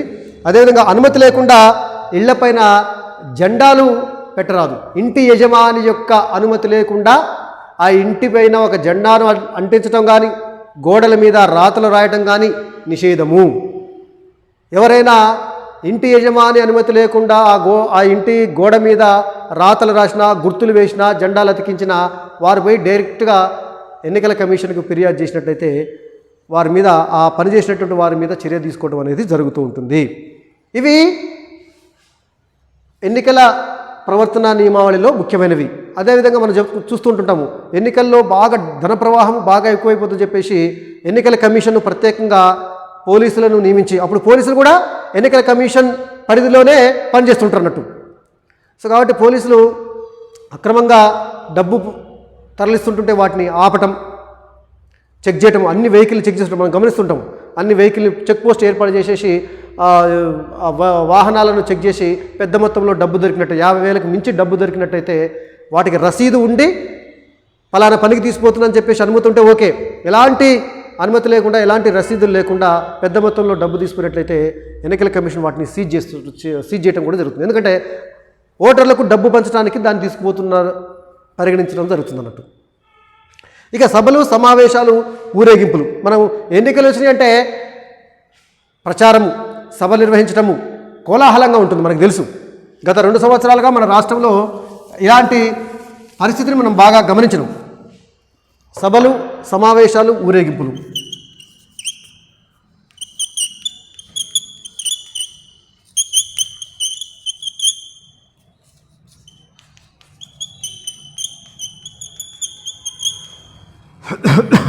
ఎన్నికల సందర్భంగా పోటీ చేసేటటువంటి అభ్యర్థులు కానీ, రాజకీయ పార్టీలు కానీ మాకే ఓటేయండి అని చెప్పేసి ఓటర్లను అభ్యర్థించేందుకు ఎన్నికల సభలను నిర్వహించడము మనం చూస్తూనే ఉన్నాం. అదేవిధంగా ఎన్నికలకు సంబంధించినటువంటి మీటింగులు, తర్వాత వాళ్ళు ఒక ర్యాలీలాగా ఊరేగింపు చేయటము ఇవన్నీ చేస్తున్నాం. ఈ సందర్భంలో కూడా రాజకీయ పార్టీలు కానీ అభ్యర్థులు కానీ కొన్ని నియమ నిబంధనలకు లోబడి వాళ్ళు ఈ సమావేశాలను ఈ సభలను నిర్వహించుకోవాలి. లేనట్లయితే వారి మీద ఎన్నికల సంఘం చర్యలు తీసుకోవడం అనేది జరుగుతుంది. పార్టీలు ఏ పార్టీ అయినా సభలు సమావేశాలు నిర్వహించుకోవాలనుకున్నప్పుడు మొదట ఆ ప్రాంత పరిధిలో ఉన్నటువంటి పోలీస్ స్టేషన్లో సమాచారం ఇవ్వాలి. వారి యొక్క పర్మిషన్ తీసుకోవాలి. ఫస్ట్ పర్మిషన్ తీసుకోకుండా సభ పెడితే రద్దు చేసే అధికారం ఎన్నికల కమిషన్కి ఉంటుంది. ఎందుకంటే ఫలానా ప్రాంతంలో ఎన్నికల సభ పెట్టాలనుకున్నప్పుడు ఫస్ట్ పోలీస్ స్టేషన్లో అనుమతి తీసుకుంటే అక్కడ పోలీసులు ఆ ప్రాంతంలో తగు ఏర్పాట్లు చేస్తారు. అంటే ట్రాఫిక్ని మళ్లించడం కానీ, అక్కడ ప్రశాంత వాతావరణము, ఘర్షణలు కానీ గొడవలు కానీ జరగకుండా ప్రశాంత వాతావరణం ఉండేలాగా పోలీసులు చర్యలు తీసుకోవటము, బందోబస్తు ఏర్పాటు చేయటము అవన్నీ కూడా పోలీసులు తీసుకుంటారు. కాబట్టి ఖచ్చితంగా సభ నిర్వహించే ప్రాంతము ఏ పోలీస్ స్టేషన్ పరిధిలో ఉందో ఆ పోలీస్ స్టేషన్లో ఖచ్చితంగా పర్మిషన్ తీసుకోవాలి. ఇది మొదటి నిబంధన. అదేవిధంగా సభలు సమావేశాలు ఊరేగింపులు ఏమైనా చేయాలనుకున్నప్పుడు ఆ ప్రాంతాల్లో నిషేధాజ్ఞలు ఉన్నాయా లేవా. ఒక్కొక్కసారి ఏంటంటే ఏదో ఒక ప్రాంతంలో సభలు సమావేశాలను నిషేధించవచ్చు పోలీసులు. ఎందుకంటే అక్కడ చాలా సెన్సిటివ్ ఏరియా, ఏమాత్రం సభ పెట్టినా ఊరేగింపు చేసినా కొట్లాట జరిగేటటువంటి అవకాశము గత చరిత్ర ఉన్నది. కాబట్టి ఆ ప్రాంతంలో సభ పెట్టకుండా పోలీసులు కొంత చర్య తీసుకుంటారు ముందస్తుగా. ఆ విధంగా నిషేధాజ్ఞలు ఉన్నాయా లేవా కూడా వీళ్ళు తెలుసుకోవాలి. అదేవిధంగా నిషేధాజ్ఞలు ఉన్నటువంటి ప్రాంతాలలో సభలు ఎట్టి పరిస్థితుల్లో నిర్వహించడానికి అవకాశము లేదు. అదేవిధంగా లౌడ్ స్పీకర్లు ఏర్పాటు చేసి, పెద్ద ఎత్తున లౌడ్ స్పీకర్లు ఏర్పాటు చేసి చుట్టుపక్కల ఉన్నటువంటి ప్రజల యొక్క నిద్రకు భంగం కలిగించేలాగా వ్యవహరించకూడదు. అదేవిధంగా మనకు తెలుసు, రాజకీయ పార్టీలు సభ నిర్వహించుకున్నప్పుడు రాత్రి 10 గంటలు దాటిన తర్వాత ఎట్టి పరిస్థితుల్లో సభను సమాప్తం చేయాలి. రాత్రి 10 గంటల తర్వాత ఎట్టి పరిస్థితుల్లో కూడా ప్రచారం చేయడానికి వీల్లేదు. ఇది ఒక నిబంధన అన్నట్టు. సభలో సమావేశాలు పెట్టేటప్పుడు ఈ నిబంధనలన్నింటినీ కూడా అభ్యర్థులు కానీ రాజకీయ పార్టీలు కానీ పరిగణలోకి ఉంచుకొని వాళ్ళు ప్రవర్తించవలసినటువంటి అవసరం ఉంటుంది. ఇక పోలింగ్ రోజున ఏ విధంగా ఉంటుందో చూద్దాం సార్.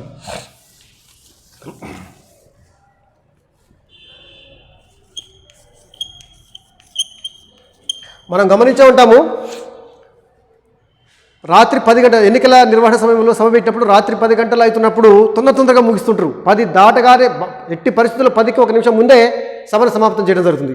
10 దాటిన తర్వాత కూడా ప్రచారం చేస్తున్నారు అనుకోండి, వెంటనే ఆ ప్రత్యర్థులు ఎన్నికల కమిషన్కు ఫిర్యాదు చేస్తారు. ఎన్నికల కమిషన్ విచారణ చేసి నిజంగా 10 తర్వాత కూడా సభ కొనసాగిందంటే వాళ్ళ మీద చర్యలు తీసుకోవడం కూడా జరుగుతుంది అన్నట్టు. పోలింగ్ రోజున ఏ విధంగా ఉంటుంది మీరు గమనించే ఉంటారు. పోలింగ్ రోజు మనకి ఓటర్లు ప్రశాంతంగా నిర్భయంగా పోలింగ్ స్టేషన్కు వచ్చి ఓటు హక్కు వినియోగించుకునేందుకు అవసరమైనటువంటి అన్ని ఏర్పాట్లను కూడా ఎన్నికల కమిషన్ చేస్తూ ఉంటుందన్నట్టు. ఆ రోజు ఉదయం 7 గంటల నుంచి, అంటే సాధారణంగా ఎన్నికల కమిషనే ముందు ప్రకటిస్తుంది. ఒకవేళ అంతకంటే ముందా ఒక అరగంట తర్వాతన ఏదైతే అది ఆ ఎన్నికల సమయంలో ప్రకటిస్తుంది. సాధారణంగా అయితే 7 గంటలకి పోలింగ్ స్టార్ట్ కావడం అనేది జరుగుతుందన్నట్టు. సో ఓటర్లు నిర్భయంగా ప్రశాంతంగా ఓటు వేసేందుకు అవసరమైన అన్ని రకాల చర్యలను ఎన్నికల కమిషన్ తీసుకుంటుంది. అన్ని పార్టీల నేతలు ఎన్నికల విధులు నిర్వర్తించేటటువంటి అధికారులకు సహకరించాలి. పోలింగ్ స్టేషన్కి సంబంధించి ప్రిసైడింగ్ ఆఫీసర్ ఉంటాడు, మిగతా ఎన్నికల సిబ్బంది ఉంటారు. వాళ్ళందరికీ కూడా పోటీ చేసేటటువంటి అభ్యర్థులు సహకరించాలి. వారు చెప్పిన విధంగా నడుచుకోవాలి. వాళ్ళు కూడా ఎన్నికల కమిషన్ పరిధిలోనే పనిచేస్తుంటారు కాబట్టి ఎన్నికల కమిషన్ నియమాలను నిబంధనలను అభ్యర్థులకు ముందే వివరిస్తారు. కాబట్టి అభ్యర్థులందరూ కూడా ఎన్నికల సిబ్బందికి సహకరించాలి. అదేవిధంగా పోలింగ్ బూత్లలో కూర్చునే పార్టీల ఏజెంట్లకు ఈ ప్రిసైడింగ్ ఆఫీసరు గుర్తింపు కార్డులు ఇస్తారు. ఒక్కొక్క అభ్యర్థి ఒక్కొక్క ఏజెంట్ని పోలింగ్ స్టేషన్లో కూర్చోబెట్టవచ్చు. ఎవరు పడితే వాళ్ళు పోలింగ్ ఏజెంట్లకు రాకుండా ఉండేందుకు ముందుగానే ఆ అభ్యర్థి సూచించినటువంటి పోలింగ్ ఏజెంట్లకు ప్రిసైడింగ్ ఆఫీసరు ఐడి కార్డు ఇస్తాడు. ఆ ఎన్నిక అయిపోయే వరకు ఆ రోజు మొత్తం కూడా ఆ ఐడి కార్డు తోటి ఆ యొక్క పోలింగ్ ఏజెంట్లు ఆ పోలింగ్ స్టేషన్లో కూర్చునేందుకు ప్రిసైడింగ్ ఆఫీసర్ అనుమతి ఇవ్వటం అనేది జరుగుతుంది. ఎన్నికలకు 48 గంటల ముందుగా ప్రచారము నిలిపివేయాలి. ఎల్లుండి ఉదయము ఓటింగ్ స్టార్ట్ అవుతుందంటే ఈరోజు సాయంత్రము 5 గంటలకల్లా ఎన్నికల ప్రచారము సమాప్తం జరుగుతుంది. రేపు మొత్తం కూడా ప్రశాంతంగా ఉంటుంది. ఎల్లుండి ఎన్నికలు స్టార్ట్ అవుతాయి. అంటే ఎన్నికలు ప్రారంభం కావడానికి 48 గంటల ముందు ప్రచారాన్ని ఆపివేయటము. అంతేకాదు ఆ ప్రాంతాల్లో ఉన్నటువంటి మద్యం దుకాణాలు కూడా పూర్తిగా బంద్ అయిపోతుంది. 48 గంటల ముందు మద్యం షాపులు కూడా మరి ఎట్టి పరిస్థితుల్లో బంద్ చేయాలి. అభ్యర్థులు వారి అనుచరులు పోలింగ్ రోజున పెద్ద మొత్తంలో గుంపులుగా రావడానికి నిషేధం. ఎన్నిక జరుగుతున్నప్పుడు పోటీ చేసే అభ్యర్థి పోలింగ్ స్టేషన్లోకి రావచ్చు, పోలింగ్ సక్రమంగా జరుగుతుందా లేదా పరిశీలించవచ్చు. కానీ మంది మార్బలంతో గుంపులుగా రావడం మాత్రం నిషేధం. అప్పుడు ప్రిసైడింగ్ ఆఫీసరు వాళ్ళని రానియకుండా ఆపే అధికారం కూడా ఉంటుంది. అక్కడ వచ్చి పోటీ చేసే అభ్యర్థి కూర్చోడానికి కూడా వీల్లేదు. కూర్చొని వచ్చే ఓటర్లని కనుసైగలతోటి అభ్యర్థించడము బెదిరించడం లాంటి చేయడానికి కూడా వీల్లేదు. వచ్చి ఓటింగ్ ప్రశాంతంగా జరుగుతుందా లేదా పరిశీలించుకోవచ్చు. కానీ అక్కడ కూర్చోవడం కానీ లేదా ఓటర్లను ప్రభావితం చేసే చర్యలు చేయడం కానీ నిషేధం అన్నట్టు. ఈ విధంగా పోలింగ్ రోజున మరి ఎన్నికల నిబంధనలను తూచా తప్పకుండా పాటిస్తూ పోలింగు సక్రమంగా జరిగేలా ఎన్నికల సిబ్బంది వ్యవహరిస్తారు. వారికి రాజకీయ పార్టీలు కానీ పోటీ చేసే అభ్యర్థులు కానీ పూర్తిగా సహకరించడం అనేది జరుగుతుంది. సహకరించినట్లయితే వారి మీద చర్యలు తీసుకోవడం కూడా జరుగుతుంది.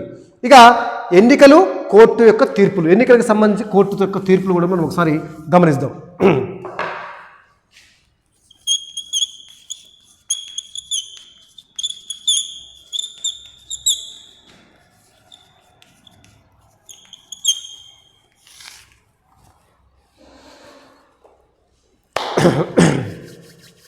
ఎన్నికలకు సంబంధించి కొన్ని సుప్రీంకోర్టు తీర్పులు ఇచ్చింది. ఆ తీర్పులను అమలు చేయడం కూడా జరిగింది. అవేంటో ఒక చూద్దాం ఒకసారి మనం. Doctor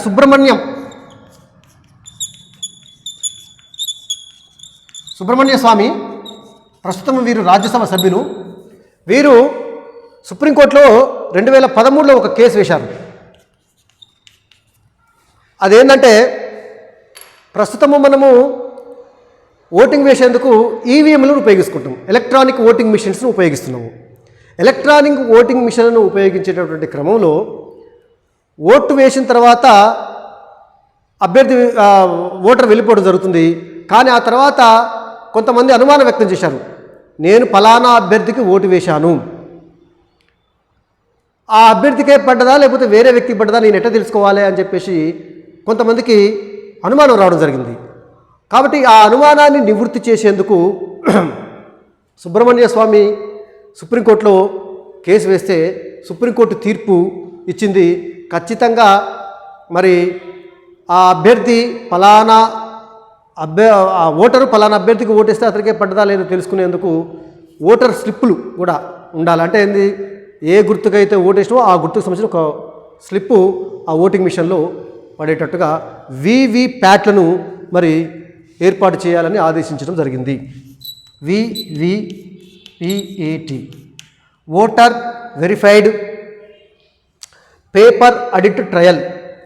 voter verified paper audit trial అంటే దాని అర్థం ఏంటంటే ఫలానా అభ్యర్థికి ఓటేసిన అనగానే ఒక స్లిప్పు ఆ అభ్యర్థికి సంబంధించిన గుర్తుతో కూడిన ఒక స్లిప్పు ఆ వీవీప్యాట్లో పడుతుంది.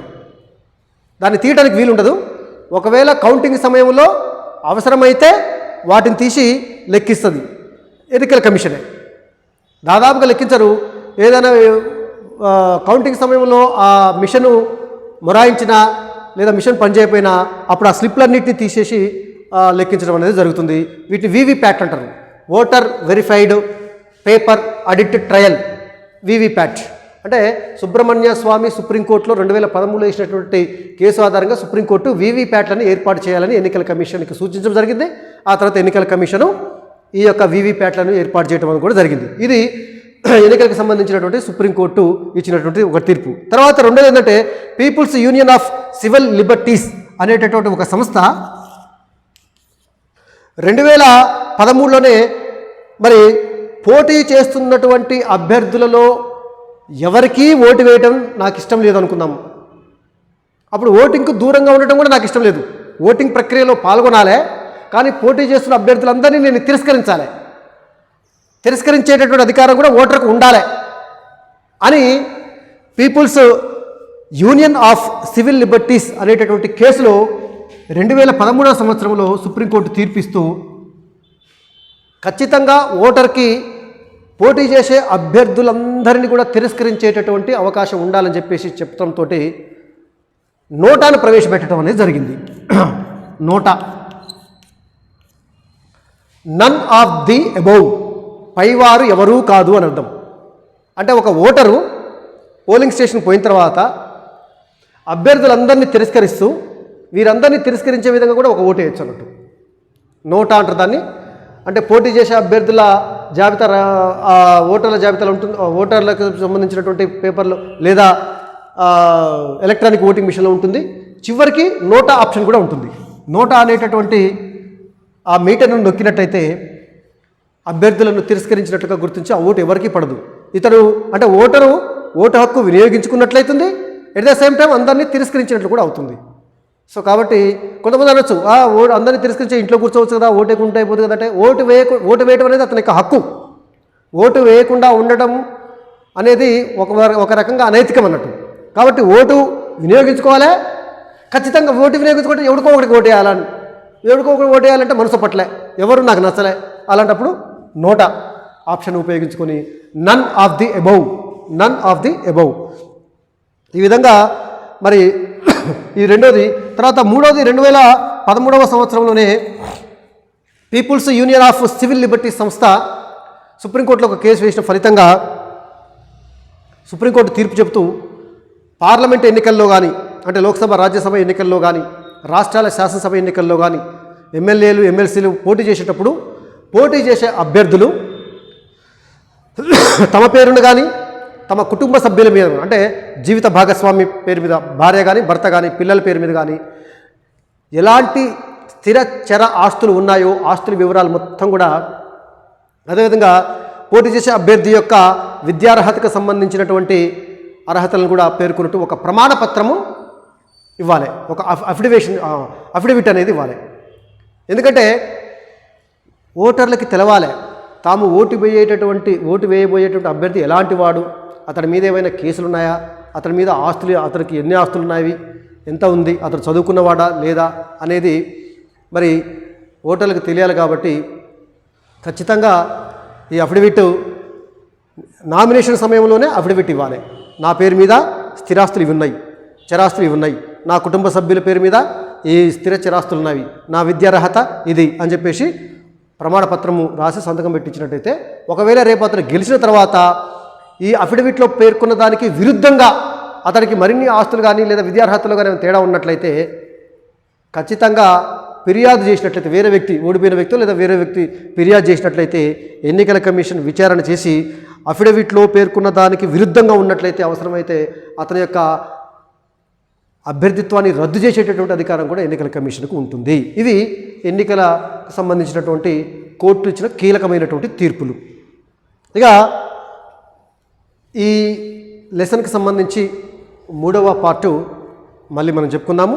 ఆ తర్వాత ఎన్నికల సమయంలో అధికార పార్టీ ఏ విధంగా వ్యవహరిస్తుంది, అధికార పార్టీ అధికారాన్ని దుర్వినియోగం చేయకుండా ఎలాంటి నిబంధనలు ఉన్నాయి, వివిధ స్థాయిలలో ఎన్నికల నిర్వహణ ఏ విధంగా ఉంటుంది, ఓటింగ్ ప్రక్రియ ఎట్లా ఉంటుంది అనేది మొత్తం కూడా మనము మూడవ సెషన్లో చెప్పుకొని ఆ సెషన్ తోటి మనం పాఠాన్ని పూర్తి చేసుకుందాం.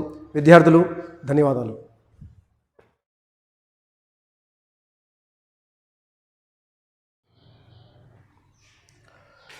Welcome to DEO Nalgonda YouTube channel ద్వారా ప్రసారమయ్యే ఆన్లైన్ తరగతులకు స్వాగతం. విద్యార్థులు, మనం ఇప్పుడు భారతదేశంలో ఎన్నికల నిర్వహణ అనేటటువంటి లెసన్లో మూడవ పార్ట్ 3 చెప్పుకుంటున్నాము. ఇంతకుముందు భారతదేశంలో ఎన్నికల ప్రక్రియ ఒక బృహత్తరమైనటువంటి కార్యక్రమం అని, ప్రపంచంలోనే అతిపెద్ద ప్రజాస్వామ్యమైనటువంటి భారతదేశంలో ఎన్నికల నిర్వహణ అనేది కత్తి మీద సాము లాంటి అన్నటువంటి విషయం కూడా మనం తెలుసుకుందాం. అయినా కూడా కేంద్ర ఎన్నికల సంఘం విస్తృత స్థాయిలో జాతీయ స్థాయి నుంచి గ్రామ స్థాయి వరకు చక్కటి ఏర్పాట్లు చేసి ఎన్నికలు నిర్వహిస్తుంది. ఎన్నికల నిర్వహణలో కేంద్ర ఎన్నికల సంఘం దాని యొక్క పాత్ర, విధులు, వాటన్నిటి గురించి తెలుసుకున్నాం. కేంద్ర ఎన్నికల ప్రధాన కమిషనర్ అతని యొక్క విధుల గురించి తెలుసుకున్నాము. ఇప్పుడు ఈ పార్ట్లో మనము ఎన్నికల సమయంలో అధికార పార్టీ దాని యొక్క పాత్ర ఏమిటనేది కూడా చెప్పుకుందాం. మనకు తెలుసు ఎన్నికలు ఎంత నిష్పక్షపాతంగా ఎంత నిర్భయంగా జరిగితే ప్రజాస్వామ్యము అంతగా పడివిరెలుతుంది. కానీ కొన్ని దేశాలలో అధికార పార్టీ అధికార దుర్వినియోగానికి పాల్పడి పదే ఎన్నికలలో జోక్యం చేసుకొని ఆ పార్టీని అధికారంలోకి రావడాన్ని మనం గమనిస్తున్నాం. కానీ భారతదేశంలో ఎప్పుడు కూడా అలాంటి పరిస్థితి ఏర్పడలేదు. చాలాసార్లు అధికారంలో ఉన్న పార్టీ ఓడిపోయి గెలిచిన పార్టీకి సాఫీగా అధికారాన్ని బదిలీ చేయడానికి కూడా మనము ఒక రక్తపు బొట్టు కూడా చిందించకుండా అధికార బదిలీ జరిగిందన్నటువంటి విషయాన్ని మనం చెప్పుకోవచ్చు. ఇది భారత ప్రజాస్వామ్యం యొక్క ఘనతగా కూడా మనం చెప్పుకోవచ్చు. మరి అధికార పార్టీ ఎన్నికల సమయంలో అక్రమాలకు పాల్పడకుండా ఎన్నికల సంఘము కొన్ని నియమ నిబంధనలను చేపట్టడం అనేది జరిగింది. ఎప్పుడైతే ఎన్నికల సంఘం ఎన్నికలకు సంబంధించినటువంటి షెడ్యూల్ను ప్రకటిస్తుందో అప్పటి నుండే ఎన్నికల కోడ్ మనం చెప్పుకున్న ఇంతకుముందు ఎన్నికల ప్రవర్తన నియమావళి ఎలక్షన్ కోడ్ మీరు పదే వినే ఉంటారు. ఎలక్షన్ సమయంలో ఆ ఎలక్షన్ కోడ్ అనేది అమల్లోకి వస్తుంది. ఆ ఎన్నికల ప్రవర్తన నియమావళి అనేది అధికారంలో ఉన్నటువంటి పార్టీకి కూడా వర్తిస్తుంది. అధికారంలో ఉన్నటువంటి పార్టీ కొన్ని అధికార దుర్వినియోగము చేయడానికి అవకాశం ఉంది కాబట్టి దానిని నిరోధించేందుకు ఎన్నికల సంఘం కొన్ని నియమ నిబంధనలు చేపట్టింది. అదేంటంటే ఎన్నికలు జరిగే సమయంలో అంటే ఎలక్షన్ కూడా అమలులో ఉన్నప్పుడు అధికార పార్టీ ఎట్టి పరిస్థితుల్లో కూడా కొత్త పథకాలు చేపట్టడము, ప్రారంభోత్సవాలు చేయటము లేదా శంకుస్థాపనలు చేయటము ఎట్టి పరిస్థితుల్లో కూడా చేయకూడదు. అలా చేస్తే అది అధికార దుర్వినియోగానికి పాల్పడినట్లుగా మనము భావించవచ్చు. అదేవిధంగా అధికారిక పర్యటనలు చేయకూడదు. పార్టీ ప్రచారం అంటే అధికార పర్యటన పార్టీ ప్రచారం రెండింటినీ కలపకూడదు. అదేవిధంగా పాలనా యంత్రాంగాన్ని తమ పార్టీ ప్రయోజనాలకు ఉపయోగించుకోవద్దు. కలెక్టర్ స్థాయి నుంచి మొదలుపెట్టుకుంటే అధికారులను కానీ పోలీసు యంత్రాంగాన్ని కానీ ఎట్టి పరిస్థితుల్లో కూడా తమ ప్రచారానికి వినియోగించారు. పోలీసులు మామూలుగా ప్రచారం చేస్తున్నప్పుడు బందోబస్తు చేస్తుంటారు, వాళ్ళ విధి నిర్వహణ చేస్తారు తప్పితే అధికార పార్టీకి ప్రయోజనం చేకూర్చేలాగా వ్యవహరించడం సాధ్యం కానటువంటి పరిస్థితి. అదేవిధంగా ప్రభుత్వ వాహనాలను ప్రచారానికి ఉపయోగించుకోకూడదు. మంత్రులు కానీ ముఖ్యమంత్రి కానీ ఏదైనా పర్యటన చేసినట్టయితే వారి యొక్క పర్యటనలో మరి వాహనాలు సెక్యూరిటీ వాహనాలు 3కు మించి ఉన్నట్లయితే మిగతా వాహనాలన్నిటి యొక్క ఖర్చుని అభ్యర్థి తన యొక్క ఎన్నికల వ్యయంలో చూపించాలి. మనకు తెలుసు ఎన్నికల వ్యయం అనేటువంటి టాపిక్ మనకి పాఠంలో లేదు, కానీ పోటీ చేసే ప్రతి అభ్యర్థి ఎన్నికల వ్యయం కింద ఒక పరిమితమైనటువంటి అమౌంట్ని ఖర్చు చేయాల్సి ఉంటుంది. విపరీతంగా ఖర్చు చేయడానికి అవకాశం లేదు. పరిధికి మించి ఖర్చు చేసినట్టయితే ఎన్నికల ప్రవర్తన నియమాలను ఉల్లంఘించినట్లే. అభ్యర్థి నామినేషన్ వేసిన రోజు నుంచి మొదలు పెడితే ఎలక్షన్ అయ్యేంత వరకు కూడా ప్రతిరోజు తను ఏ అవసరాలకు ఎంత ఖర్చు చేస్తున్నాను అనేది కూడా పేర్కొని రిటర్నింగ్ ఆఫీసర్కి సమర్పించవలసినటువంటి అవసరం ఉంటుందన్నట్టు. అదేవిధంగా ఎన్నికల్లో పోటీ చేసే అభ్యర్థుల ప్రవర్తన నియమావళి అనేది మరి ఎన్నికల్లో తేదీ ప్రకటించినప్పటి నుంచి మొదలుకు వస్తున్నట్టు. అంటే ఎన్నికల తేదీ ప్రకటించినప్పటి నుంచి అంటే షెడ్యూల్ ప్రకటించినప్పటి నుంచి అతని యొక్క ఎన్నికల ఖర్చుని ఖచ్చితంగా మరి నమోదు చేయాల్సి ఉంటుంది. అదేవిధంగా ప్రభుత్వ వసతి గృహాలు గెస్ట్ హౌస్లు కానీ ప్రభుత్వ ఆఫీసులు కానీ ప్రభుత్వ యొక్క ఇతర భవనాలను కానీ ఎట్టి పరిస్థితుల్లో కూడా అధికారంలో ఉన్నటువంటి పార్టీ ఉపయోగించుకోవడానికి వీల్లేదు. ఇంకా సింపుల్గా చెప్పాలంటే అధికారంలో ఉన్నటువంటి పార్టీ ప్రభుత్వ యంత్రాంగాన్ని కానీ ప్రభుత్వ భవనాలను కానీ తమ యొక్క ప్రయోజనాలకు తమ పార్టీ ప్రయోజనాలకు అనుకూలంగా వినియోగించుకోవడానికి వీల్లేదు. తనకు నచ్చినటువంటి ఆఫీసర్ని బదిలీ చేయడం కూడా కుదరదు. ఎలక్షన్ కమిషనే చేస్తుంది ఆ పని. ఏదైనా నిష్పక్షపాతంగా వ్యవహరించినటువంటి ఆఫీసర్లని ఎలక్షన్ కమిషనే బదిలీ చేస్తుంది తప్పితే ప్రభుత్వము తనకు అనుకూలమైనటువంటి అధికారులను బదిలీ చేసుకోవడానికి ఈ ఎన్నికల సమయంలో ఎట్టి పరిస్థితుల్లో అవకాశం లేదు. పూర్తిగా చెప్పాలంటే ఒక మాటలో ప్రభుత్వ యంత్రాంగం మొత్తం ఎలక్షన్ కమిషన్ పరిధిలోనే ఎలక్షన్ కమిషన్ యొక్క ఆధ్వర్యంలోనే పనిచేస్తుంది. అధికార పార్టీకి ఎట్టి ప్రమేయం కూడా ఉండదు ప్రభుత్వ అధికారుల యొక్క బదిలీలలో. అదేవిధంగా పత్రికలలో టీవీలలో ప్రభుత్వ ప్రకటనలు ఇవ్వడానికి అవకాశం లేదు ఎన్నికల సమయంలో. ఎన్నికల కోడ్ అమల్లోకి ఉన్నప్పుడు ఎన్నికల కోడ్ ఎప్పటి నుంచి అమలుకి వస్తుంది? ఎలక్షన్ కమిషన్ షెడ్యూళ్లను ప్రకటించిన తేదీ నుంచే ఎన్నికల కోడ్ ఎన్నికల ప్రవర్తన నియమావళి అమలుకి వస్తుంది. టీవీలలో కానీ పేపర్లలో కానీ ప్రభుత్వ ప్రకటనలు రావడానికి అవకాశం లేదు. ఒకవేళ ఇచ్చినట్టయితే ఏమవుతుందంటే అది ప్రభుత్వంలో అధికారంలో ఉన్నటువంటి పార్టీకి ప్రయోజనం చేకూర్చే విధంగా ఉంటుంది కాబట్టి దానిని కూడా నిషేధించడం అనేది జరిగింది. ఎన్నికల నోటిఫికేషన్ వెలువడ్డాక ఎటువంటి గ్రాంట్లు కానీ, ఎటువంటి గ్రాంట్ల చెల్లింపులు కానీ, ప్రజలకు తాయిలాలు ప్రకటించడం కానీ, ఇంతకుముందు మనం చెప్పుకున్నట్టు కొత్త కొత్త పథకాలకు శంకుస్థాపన చేయడం కానీ, ప్రారంభోత్సవాలు చేయడం కానీ, ఇవన్నీ కూడా చేసినట్లయితే ఎన్నికల ప్రవర్తన నియమావళిని ఉల్లంఘించినట్టుగా పరిగణించడం జరుగుతుంది. కాబట్టి ఎన్నికలు నిష్పక్షపాతంగా జరిగేందుకు అధికార పార్టీ ఏవైనా అవకతవకలు పాల్పడకుండా ఉండేందుకు ఈ యొక్క ఎన్నికల ప్రవర్తన నియమావళిని రూపొందించి పటిష్టంగా అమలు చేయడం అనేది జరుగుతుంది. సో కాబట్టి ఇక్కడ అధికారంలో ఉన్నటువంటి పార్టీకి ఏ విధమైనటువంటి అడ్వాంటేజ్ లేకుండా మిగతా రాజకీయ పార్టీలతో సమానంగా ఉండేలాగా ఈ యొక్క వ్యవస్థను ఏర్పాటు చేయడం అనేది జరిగింది.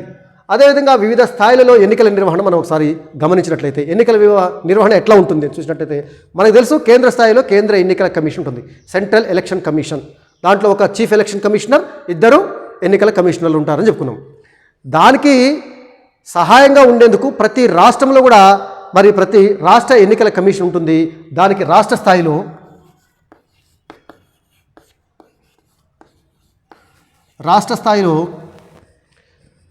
స్టేట్ చీఫ్ ఎలక్టోరల్ ఆఫీసర్, రాష్ట్ర ప్రధాన ఎన్నికల అధికారి.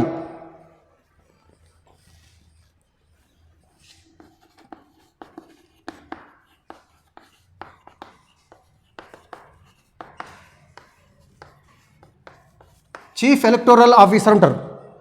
ఈ చీఫ్ ఎలక్టోరల్ ఆఫీసర్ని కేంద్ర ఎన్నికల సంఘమే రాష్ట్ర ప్రభుత్వంతో సంప్రదింపులు జరిపి ప్రతి రాష్ట్రానికి ఒక చీఫ్ ఎలక్టోరల్ ఆఫీసర్ని నియమించడం అనేది జరుగుతుంది. ఎవరై ఉంటారు? సాధారణంగా ఒక సీనియర్ ఐఏఎస్ ఆఫీసర్ రాష్ట్ర ప్రభుత్వంతో సంప్రదింపులు జరిపి మనకి రాష్ట్ర ఎన్నికల కమిషనర్ని నియమించడం చీఫ్ ఎలక్టోరల్ ఆఫీసర్ అంటారు. CEO, chief electoral officer. ప్రస్తుతము మన తెలంగాణ రాష్ట్ర చీఫ్ ఎలక్టోరల్ ఆఫీసర్ ఎవరో తెలుసా? శశాంక్ గోయల్. ఇంతకుముందు రజత్ కుమార్ గారు ఉండే. 6 సంవత్సరాల పదవీకాలం పూర్తి కావటం వల్ల వారి స్థానంలో మరి ప్రస్తుతము శశాంక్ గోయల్ని నియమించడం అనేది జరిగింది. సేమ్ వీరి యొక్క పదవీకాలం కూడా 6 సంవత్సరముల పదవీకాలము లేదా 65 సంవత్సరముల వయసు వచ్చేంత వరకు అధికారంలో ఉంటారు. మరి వీరి యొక్క విధి నిర్వహణ ఏంటి? రాష్ట్ర స్థాయిలో జరిగేటటువంటి లోక్సభ ఎన్నికలు కానీ, రాజ్యసభ ఎన్నికలు కానీ, రాష్ట్రంలో శాసనసభకు జరిగేటటువంటి ఎమ్మెల్సీ ఎలక్షన్స్ అన్నింటిని కూడా మరి సమన్వయం చేస్తూ సక్రమంగా ఈ ఎన్నికలు జరగడానికి, ఆ రాష్ట్ర పరిధిలో సక్రమంగా ఎన్నికలు జరగడానికి అవసరమైనటువంటి ఏర్పాట్లన్నింటినీ కూడా రాష్ట్ర ఎన్నికల కమిషన్ ఆధ్వర్యంలో జరగడం అనేది జరుగుతుంది. అయితే దీనికి ఈ రాష్ట్ర ఎన్నికల ప్రధానాధికారి గారికి స్వయం నిర్ణయాధికారం అనేది లేదు. అంటే రాజ్యాంగబద్ధమైనటువంటి స్వయం నిర్ణయాధికారం ఉండదు. కేంద్ర ఎన్నికల సంఘంతో సంప్రదింపులు జరిపి వారి సూచనల మేరకు రాష్ట్రంలో ప్రశాంతంగా ఎన్నికలు జరిగేందుకు అవసరమైన చర్యలు తీసుకోవడం అనేది జరుగుతుంది. తర్వాత జిల్లా స్థాయిలో చూసినట్టయితే రాష్ట్ర స్థాయిలోనేమో చీఫ్ ఎలక్టోరల్ ఆఫీసర్ రాష్ట్రం మొత్తం కూడా ఎన్నికలు ప్రశాంతంగా జరిగేందుకు అవసరమైనటువంటి చర్యలు తీసుకుంటే, జిల్లా స్థాయిలో సాధారణంగా ప్రత్యేకంగా వేరే జిల్లా ఎన్నికల అధికారం ఉండరు. ఆ జిల్లా కలెక్టర్ గారే ఎన్నికల సమయంలో డిస్ట్రిక్ట్ చీఫ్ ఎలక్షన్ ఆఫీసర్గా మరి వ్యవహరించడం జరుగుతుంది. జిల్లా కలెక్టర్.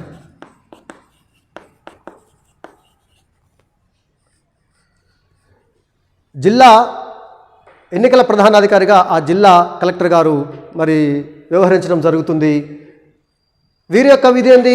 జిల్లా పరిధిలో లోక్సభ, శాసనసభకు జరిగేటటువంటి ఎన్నికలు సాఫీగా జరగడానికి అవసరమైనటువంటి చర్యలు తీసుకోవడం అనేది జరుగుతుంది. రిటర్నింగ్ ఆఫీసర్లు నియమించడం కానీ, ఆ తర్వాత వారికి శిక్షణ ఇవ్వటం కానీ, ఆ తర్వాత పోలింగ్ స్థాయిలో మనకి ప్రిసైడింగ్ ఆఫీసర్లు కానీ వారికి సంబంధించిన శిక్షణ ఇవ్వటం, విధుల నిర్వహణ, వీటన్నిటి కూడా జిల్లా కలెక్టర్ గారి నేతృత్వంలో మరి తీసుకోవడం అనేది జరుగుతుంది ఈ జిల్లా స్థాయిలో. అదేవిధంగా నియోజకవర్గ స్థాయిలో ఎన్నికలను సక్రమంగా నిర్వహించడం కోసము రిటర్నింగ్ ఆఫీసర్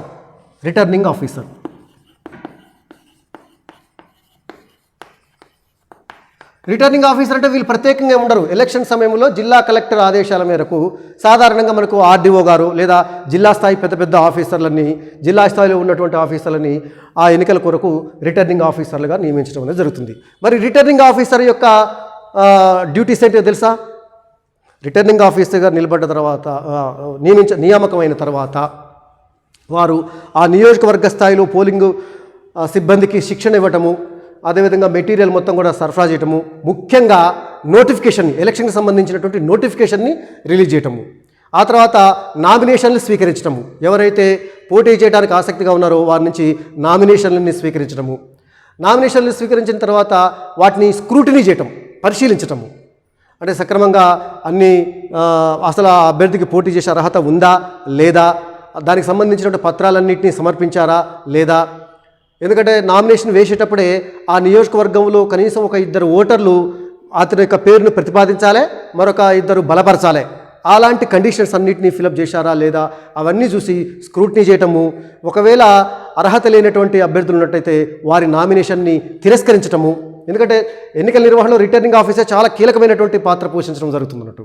స్క్రూటినీ చేసి సరైనటువంటి అభ్యర్థులను ఆమోదించి ఒకవేళ అర్హత లేనటువంటి అభ్యర్థుల నామినేషన్ తిరస్కరించడము, ఆ తర్వాత నామినేషన్ ఉపసంహరించుకోవడానికి కొంత గడువు ఇచ్చి ఆ తర్వాత పోటీ చేసే తుది అభ్యర్థుల జాబితాను ప్రకటించటము, అభ్యర్థులకు గుర్తుల కేటాయింపు చేయటము, ఆ తర్వాత ఎన్నికలకు ఆ యొక్క నియోజకవర్గ స్థాయిలో ఎన్నికల ఏర్పాట్లను విస్తృతంగా పర్యవేక్షించడము, మెటీరియల్ మొత్తం ఎన్నికలకు సంబంధించినటువంటి ఎన్నికల ఆఫీసర్లకు మెటీరియల్ సరఫరా చేయటము, శిక్షణ ఇవ్వటము, ఇవన్నీ కూడా రిటర్నింగ్ ఆఫీసర్ ఆధ్వర్యంలో జరగటం అనేది జరుగుతుంది.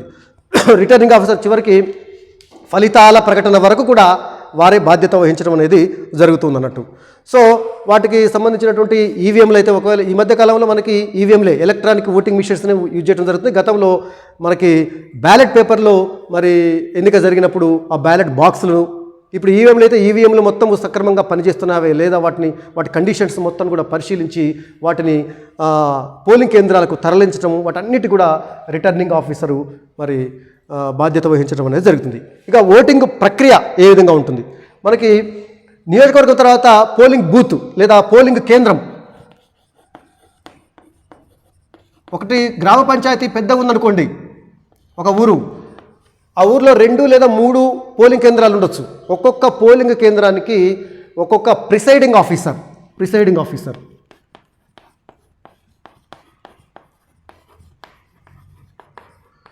పిఓ అంటారు వీరిని.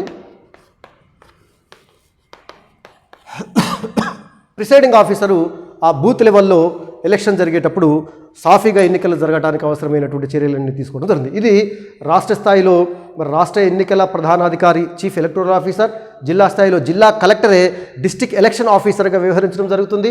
నియోజకవర్గంలో ఎన్నికల నిర్వహణకు ఏర్పాటు చేసేది రిటర్నింగ్ ఆఫీసర్, ఆ తర్వాత పోలింగ్ కేంద్రంలో ప్రిసైడింగ్ ఆఫీసర్. ఈ పేర్లన్నిటి కూడా మీరు జాగ్రత్తగా గుర్తుంచుకోవాలి, గమనించాలి, అవగాహన చేసుకోవాల్సినటువంటి అవసరం ఉంది. తర్వాత ఓటింగ్ ప్రక్రియ ఏ విధంగా జరుగుతుంది మీరు చాలాసార్లు గమనించి ఉంటారు. సరే, మీకు పోలింగ్ కేంద్రంలోకి వెళ్ళడానికి అనుమతి లేకున్నా కూడా విద్యార్థులు మీరు గమనించే ఉంటారు చాలాసార్లు. మీ ఇంట్లో మీ తల్లిదండ్రులు కానీ పెద్దవాళ్ళు ఓటేసినప్పుడు కూడా వాళ్ళు చెబుతుంటారు, వాళ్ళ దగ్గర అనుభవాలు కూడా మీరు తెలుసుకోవచ్చు. పోలింగ్ ప్రక్రియ ఏ విధంగా ఉంటుంది, జిల్లా ఎన్నికల అధికారులు పోలింగ్ ఏర్పాట్లను విస్తృతంగా ఏర్పాటు చేయడం అనేది జరుగుతుంది. ఓటింగ్ ప్రక్రియ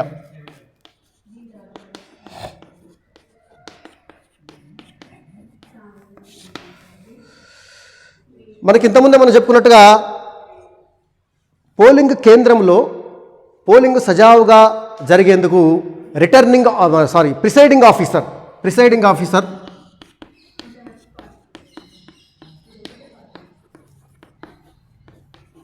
బాధ్యత వహించడం అనేది జరుగుతుంది. ప్రిసైడింగ్ ఆఫీసర్తో పాటుగా కొంతమంది పోలింగ్ సిబ్బంది కూడా ఉంటారు. వారికి సహాయకులుగా 3 లేదా 4 పోలింగ్ సిబ్బంది కూడా ఉంటారు. వీరు పోలింగ్ జరగడానికి ముందు రోజు సాయంకాలమే పోలింగ్ కేంద్రానికి రావటము, తర్వాత రోజు జరగబోయేటటువంటి పోలింగ్కి అవసరమైనటువంటి ఏర్పాట్లన్నిటినీ ముందుగానే సిద్ధం చేసుకొని ప్రిపేర్ అయి ఉండటం అనేది జరుగుతుంది. ఆ రాత్రిపూట వాళ్ళు ఆ పోలింగ్ కేంద్రంలోనే నిద్రించి తెల్లవారుజామున లేచి పోలింగ్కి అవసరమైనటువంటి ఏర్పాట్లన్నిటిని కూడా సాఫీగా జరిగేలాగా బాధ్యత వహిస్తారు. ఈ టీం మొత్తానికి ప్రిసైడింగ్ ఆఫీసరే మరి అధికారిగా ఉండటం అనేది జరుగుతుంది. పోలింగ్ సాఫీగా జరగడానికి, సజావుగా జరగడానికి ప్రిసైడింగ్ ఆఫీసరే మరి బాధ్యత వహించడం అనేది జరుగుతుంది. మరి ఆ రోజు పోలింగ్ ఆఫీసర్స్తో పాటుగా కొంతమంది పోలింగ్ ఏజెంట్లు కూడా వస్తారు. నిలబడ్డటువంటి అభ్యర్థులకు తరపున ఒక్కొక్క అభ్యర్థికి ఒక్కొక్క ఎన్నికల ఏజెంట్ కూడా రావడం అనేది జరుగుతుంది. మరి పోలింగ్ ఏజెంట్, ఆ పోలింగ్ ఏజెంట్స్ని వాళ్ళని ఐడెంటిఫై చేసి ప్రిసైడింగ్ ఆఫీసర్ వీరు సరైనటువంటి వ్యక్తులా కాదా, ఆ ఎన్నికల పోటీ చేసిన అభ్యర్థి తరపున వచ్చారా లేదా అన్ని చూసి వారికి ఒక ఐడి కార్డు ఇవ్వటము, వారు కేటాయించినటువంటి స్థానంలో కూర్చోబెట్టడము, ఆ తర్వాత ఉదయం పూట తొందరగా మాక్ పోలింగ్ నిర్వహించడం జరుగుతుంది. అంటే నమూనా పోలింగ్, అంటే నిజంగా ఆ ఎలక్ట్రానిక్ ఓటింగ్ మిషన్ సక్రమంగా పనిచేస్తుందా లేదా అనేది అక్కడ ఉన్నటువంటి పోలింగ్ సంబంధించిన ఏజెంట్లు లేదా పోలింగ్ ఏజెంట్లకి చూపించడం అనేది జరుగుతుంది. అదంతా అయిపోయిన తర్వాత వాటికి సీల్ చేయటము. ఉదయం 7 గంటలకల్లా ఎలక్షన్ స్టార్ట్ అవుతుంది అన్నట్టు. సాధారణంగా ఉదయం 7 గంటలకల్లా ఎలక్షన్ మరి స్టార్ట్ కావడం జరుగుతుంది. లైన్లో ఓటర్లు రావటము, మరి ఎలాంటి గలాటా జరగకుండా అక్కడ కొంతమంది పోలీస్ సిబ్బంది కూడా ఉంటారు. వారు కూడా ప్రిసైడింగ్ ఆఫీసర్ చెప్పినటువంటి మార్గదర్శకాలకు అనుగుణంగా మరి వ్యవహరించడం జరుగుతుంది. వారు వచ్చి ఒకవేళ బ్యాలెట్ పద్ధతిలో ఎన్నిక జరిగినట్టయితే ఆ బ్యాలెట్కి సంబంధించినటువంటి వాళ్ళు ఫస్ట్ రాగానే ఓటర్ని ఐడెంటిఫై చేయాలి.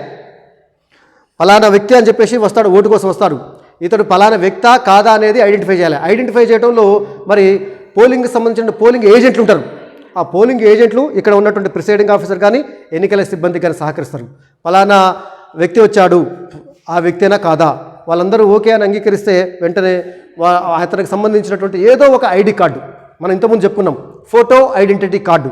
ఎలక్షన్ కమిషన్ సాధారణంగా ఫోటో ఐడెంటిటీ కార్డు జారీ చేస్తుంది, ఎపిక్ కార్డ్స్ అంటారు. ఎలక్షన్ ఫోటో ఐడెంటిటీ కార్డు అది తీసుకొచ్చి చూపించి తను అక్కడ అందులో ఉన్నటువంటి వ్యక్తి నేనే అని చెప్పేసి నిరూపించుకోవచ్చు. అది లేకున్నట్లయితే కేంద్ర ఎన్నికల సంఘం గుర్తించినట్టు ఏదో ఒక ఫోటో ఐడెంటిటీ కార్డుని తీసుకొచ్చి చూపించి అతను ఓటు వేయటము. ఆ తర్వాత మనము ఇంతకుముందు చెప్పుకున్నట్టుగా బ్యాలెట్ పద్ధతిలో అయితే స్వస్తిక్ మార్కు కలిగినటువంటి గుర్తుని రహస్య ఓటింగ్ పద్ధతి, ఒక కంపార్ట్మెంట్ ఉంటుంది. అతను ఎవరికి ఓటు వేశాదో అతనికి తప్ప వేరే వారికి ఎవరికి తెలియకుండా మరి ఆ బ్యాలెట్ తీసుకుని వెళ్ళి ఆ స్వస్తిక్ గుర్తు కలిగినటువంటి ఒక స్టిక్ ఉంటుంది, దాన్ని తీసుకెళ్ళి రహస్యంగా ఓటు వేసి తగు పద్ధతిలో మళ్ళీ తగు నమూనాలో దాన్ని ఫోల్డ్ చేసి మడత పెట్టి వచ్చి పోలింగ్ డబ్బాలు వేయాలి. అదే ఒకవేళ ఎలక్ట్రానిక్ ఓటింగ్ మిషన్ అయితే ఆ కంపార్ట్మెంట్లోకి వెళ్ళి సీక్రెట్గా ఆ మీటర్ నొక్కినట్టయితే తను ఎవరికైతే ఓటు వేయాలనుకుంటున్నాడో ఆ అభ్యర్థికి సంబంధించినటువంటి ఎదురుగా ఉన్నటువంటి బ్లూ కలర్లో ఉన్నటువంటి మీటర్ను మన పుస్తకంలో చూడండి, ఎలక్ట్రానిక్ ఓటింగ్ మిషన్ ఉంది. అందులో కంట్రోల్ యూనిట్ అని ఒకటి ఉంది, బ్యాలెట్ యూనిట్ అని ఒకటి ఉంది. కంట్రోల్ యూనిట్ అనేది పోలింగ్ సిబ్బంది దగ్గర ఉంటుంది. వాళ్ళు ఓటుని ఇష్యూ చేసిన తర్వాత ఇతడు వెళ్ళి ఆ కంపార్ట్మెంట్లోకి వెళ్ళి రహస్యంగా ఏ యొక్క అభ్యర్థికి ఓటు వేయాలనుకున్నాడో ఆ అభ్యర్థి ఎదురుగా ఉన్నటువంటి బ్లూ బటన్ను ప్రెస్ చేసిన తర్వాత ఒక బీప్ అని శబ్దం వస్తుంది, దాంతో ఓటు పడుతుంది. ఆ తర్వాత అతడు వెళ్ళిపోవచ్చు అన్నట్టు. అలా సాఫీగా ఎన్నికలు నిర్వహించేలాగా ప్రిసైడింగ్ ఆఫీసరు బాధ్యత వహించడం జరుగుతుంది. ఒకవేళ ఏమైనా గలాటా కానీ ఏమన్నా ఇబ్బంది కానీ తలెత్తినట్లయితే ప్రిసైడింగ్ ఆఫీసరే తగు చర్యలు తీసుకోవడం అనేది జరుగుతుంది. పోలింగ్ పూర్తయిన తర్వాత ప్రిసైడింగ్ ఆఫీసరు మొత్తము ఎంతమంది ఓట్లు వినియోగించుకున్నారో దానికి సంబంధించినటువంటి ఒక నమూనాలో వివరాలన్నీ రాసి పోలింగ్ ఏజెంట్లకు ఇచ్చేసి తను కూడా ఒక కాపీ పెట్టుకొని పోలింగ్ ఏజెంట్ల సమక్షంలోనే దానికి సీల్ చేసి మళ్ళీ దాన్ని ట్యాంపరింగ్ చేయకుండా సీల్ చేసేసి వాటిని భద్రపరిచి తీసుకువెళ్ళి మళ్ళీ నియోజకవర్గ కేంద్రంలో రిటర్నింగ్ ఆఫీసర్కి ఇవ్వడం జరుగుతుంది. రిటర్నింగ్ ఆఫీసరు వాటిని కౌంటింగ్ సెంటర్స్కి తరలించడం జరుగుతుంది. కౌంటింగ్ జరిగేటప్పుడు ఆ రిటర్నింగ్ ఆఫీసర్ అక్కడ ఉండటం అనేది జరుగుతుంది. సో ఇది ఓటింగ్ ప్రక్రియ, ఓటింగ్ ఏ విధంగా జరుగుతుందనేది మనకు అర్థమైంది. ఆ తర్వాత మనకి నోటా, ఇంతకుముందు మనకు నోటా వచ్చింది. సుప్రీంకోర్టు తీర్పు ప్రకారంగా నన్ ఆఫ్ ది అబౌవ్ నోటాని ప్రవేశపెట్టడం అనేది జరిగింది. నోటా గురించి ఒకసారి మనం చెప్పుకుందాం.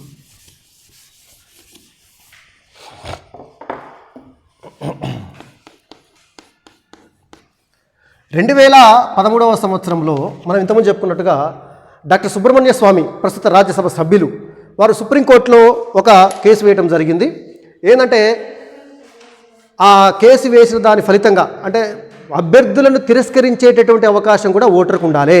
పోటీ చేసే అభ్యర్థులందరినీ కూడా తిరస్కరించేటటువంటి అవకాశము ఓటర్కు ఉండాలని చెప్పేసి సుబ్రహ్మణ్య స్వామి గారు సుప్రీంకోర్టులో కేసు వేస్తే ఆ సుప్రీంకోర్టు విచారణ చేసి సుప్రీంకోర్టు ఇచ్చినటువంటి సూచనల మేరకు కేంద్ర ఎన్నికల సంఘం నోటా ఆప్షన్ ఇవ్వటం అనేది జరిగింది. ఈ యొక్క నోటా అంటే తిరస్కరించే ఓటు.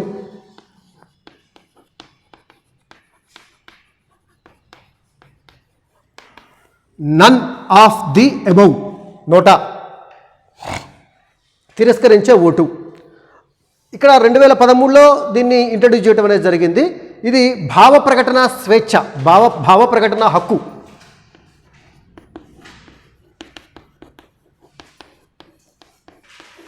భావ ప్రకటన స్వేచ్ఛ కింద వస్తుంది ఈ నోటా. అంటే ఏంటంటే ఒక ఓటరు ఓటు హక్కు వినియోగించుకోవాలి ఖచ్చితంగా. కానీ పోటీ చేసే అభ్యర్థులు ఎవ్వరు కూడా తనకు నచ్చనప్పుడు అభ్యర్థులకు చివరిలో నోటా అనేది ఆప్షన్ పెడితే పై వారందరినీ తిరస్కరించే విధంగా ఓటు వేయొచ్చు. దాన్ని 2013లో మనకి మొదటిసారిగా ఢిల్లీ, రాజస్థాన్, ఛత్తీస్గఢ్, మధ్యప్రదేశ్ శాసనసభ ఎన్నికలలో ఈ నోటా ఆప్షన్ని, నన్ ఆఫ్ ది అబోవ్ ఆప్షన్ని ఇంట్రడ్యూస్ చేయడం జరిగింది. ఆ తర్వాత జరిగిన అన్ని ఎన్నికల్లో కూడా ఖచ్చితంగా నోటా ఆప్షన్ ఇవ్వడం అనేది జరుగుతుంది ఓటరు. మరి ఒకవేళ పోలైనటువంటి ఓట్లలో అందరు అభ్యర్థుల కంటే నోటాగా ఎక్కువ ఓట్లు వస్తే పరిస్థితి ఏంది? విద్యార్థులకు మీకు డౌట్ రావచ్చు. పోటీ చేసేటటువంటి ఒక 4 అభ్యర్థులు ఉన్నారు. 5వ ఆప్షన్ నోటా. 4 కంటే నోటాగా ఎక్కువ ఓట్లు వచ్చినాయి అనుకో, నోటా గెలుపొందినట్టుగా ప్రకటించరు. నోటా తర్వాత ఏ అభ్యర్థికి అయితే ఎక్కువ ఓట్లు వచ్చినాయో ఆ అభ్యర్థిని విజేతగా ప్రకటించడం అనేది జరుగుతుంది.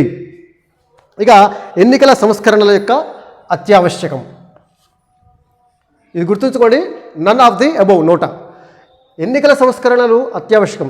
మనకు తెలుసు, విద్యార్థులు మీరు గమనిస్తూ ఉంటారు, ఎన్నికలు జరిగేటప్పుడు గ్రామాలలో విపరీతంగా డబ్బులు పంచటం, లేదా రకరకాల వస్తువులు, చీరలు పంచటము, యూత్ వాళ్ళకైతేనేమో క్రికెట్ సామాగ్రి అని చెప్పేసి ఏవో ఒక క్రీడా సామాగ్రి పంచటము, మద్యాన్ని సరఫరా చేయటము, ఇవన్నీ ఎన్నికల కమిషన్ ఎంత కట్టుదిట్టమైనటువంటి ఏర్పాట్లు చేస్తున్నా ఒక పక్క ఇవన్నీ జరుగుతూనే ఉన్నాయి. అవినీతికి పాల్పడటము, బెదిరించటము, లేదా కులం, మతం పేరు చెప్పి ఓట్లని అడగటము, ఇవన్నీ కూడా జరుగుతూ ఉన్నాయి. ప్రజాస్వామ్య ప్రక్రియలో ఇవన్నీ కూడా ప్రజాస్వామ్యానికి ఒక అడ్డంకులు, స్వేచ్ఛగా ఓట్లు జరగటానికి ఒక రకమైనటువంటి ఆటంకాలుగా కూడా మనము పరిగణించవచ్చు. వీటిని నిరోధించడం కోసము విస్తృతంగా ఏర్పాటు చేస్తుంది ఎన్నికల కమిషన్. ఎక్కడికక్కడ ఎన్నికల సమయంలో చెక్ పోస్టులు ఏర్పాటు చేసేసి, మనం ఇంతకుముందు చెప్పుకున్నాం, చెక్ పోస్టులు ఏర్పాటు చేసేసి ఎవరైతే 50,000కి మించి డబ్బు తీసుకున్నట్లయితే అవి ఓటర్లను పంచడానికి తీసుకుపోతున్నట్టుగా భావించి వాటిని సీజ్ చేయటము, ఇవన్నీ జరుగుతున్నా కూడా గ్రామ స్థాయిలో లేదా పట్టణాలలో కానీ ఎన్నికలలో అనేక రకాలైనటువంటి అక్రమాలు చోటు చేసుకుంటున్నవి. అంటే దీని అర్థం ఏంటంటే ఇంకా ఎన్నికల సంస్కరణలను ఇంకా కొనసాగించాల్సినటువంటి అవసరము ఉంది, ఎన్నికల సంస్కరణలను ఇంకా ప్రవేశపెట్టాల్సినటువంటి అవసరం ఉందని చెప్పేసి మనము భావించవచ్చు. మీరు ఒకసారి ఆలోచించండి, ఎన్నికలలో అక్రమాలను నిరోధించడం కోసం ఇంకా ఎలాంటి పద్ధతులను ప్రవేశపెడితే బాగుంటుంది ఎన్నికల కమిషన్? మీరు ఒకసారి ఆలోచించి మీరు కొన్ని సూచనలు ఇవ్వండి. ఇగో ఇలా జరుగుతుంది, ఇలా డబ్బును వీళ్ళు పంచుతున్నారు, దాన్ని ఆపడానికి ఏం చేయాలి? ఎందుకంటే ప్రతి ఇంటికి ఒక పోలీసులు అయితే పెట్టలేరు కదా. కాబట్టి ఓటర్లలో చైతన్యం రావాలి, గ్రామాలలో ఉన్న యువకులలో చైతన్యం రావాలి. ఇవన్నీ ప్రతిదీ ప్రభుత్వము, ప్రతిదీ పోలీసులు చేయలేరు. ప్రజాస్వామ్యము పడవెళ్ళడానికి మనవంతు బాధ్యతగా మనము నిర్వర్తించవలసినటువంటి అవసరం ఉంటుంది. కాబట్టి ఎన్నికల సంస్కరణలు కొనసాగాలి. ఇప్పుడున్నటువంటి అవినీతికరమైనటువంటి పనులను, అనైతికమైనటువంటి పనులను ఆపేలాగా చూసినట్లయితేనే ఈ ప్రజాస్వామ్యము మరింతగా కొనసాగడానికి అవకాశం ఉంటుంది. తర్వాత విద్యార్థులు ఇంకొకటి, పోస్టల్ బ్యాలెట్. ఈ పేరు ఎప్పుడైనా విన్నారా మీరు? పోస్టల్ అంటే పోస్టు, బ్యాలెట్ అంటే బ్యాలెట్ పేపరు. ఎప్పుడైనా విన్నారా? ఎందుకు ఈ పోస్టల్ బ్యాలెట్ని మనకు వినియోగిస్తారు? రైట్, మీకు డౌట్ రావచ్చు, ఎన్నికలు జరుగుతున్నప్పుడు మీ సార్లు అందరూ డ్యూటీ పడి వాళ్ళు వెళ్ళిపోతుంటారు, మరి వాళ్ళ ఓటు ఎవరు వేస్తారు? మీకు డౌట్ రావచ్చు. సో అందుకే పోస్టల్ బ్యాలెట్ని ప్రవేశపెట్టడం జరిగింది. ఎన్నికలలో పాల్గొనేటటువంటి సిబ్బంది వారు ఓటు హక్కును వినియోగించుకునేందుకు వారు పోలింగ్ తేదీ కంటే ముందే ఓటుకు అప్లై చేసుకున్నట్లయితే, రిటర్నింగ్ ఆఫీసర్కి ఓటుకు అప్లై చేసుకున్నట్లయితే రిటర్నింగ్ ఆఫీసర్ వారికి పోస్టులో బ్యాలెట్ పంపడం జరుగుతుంది.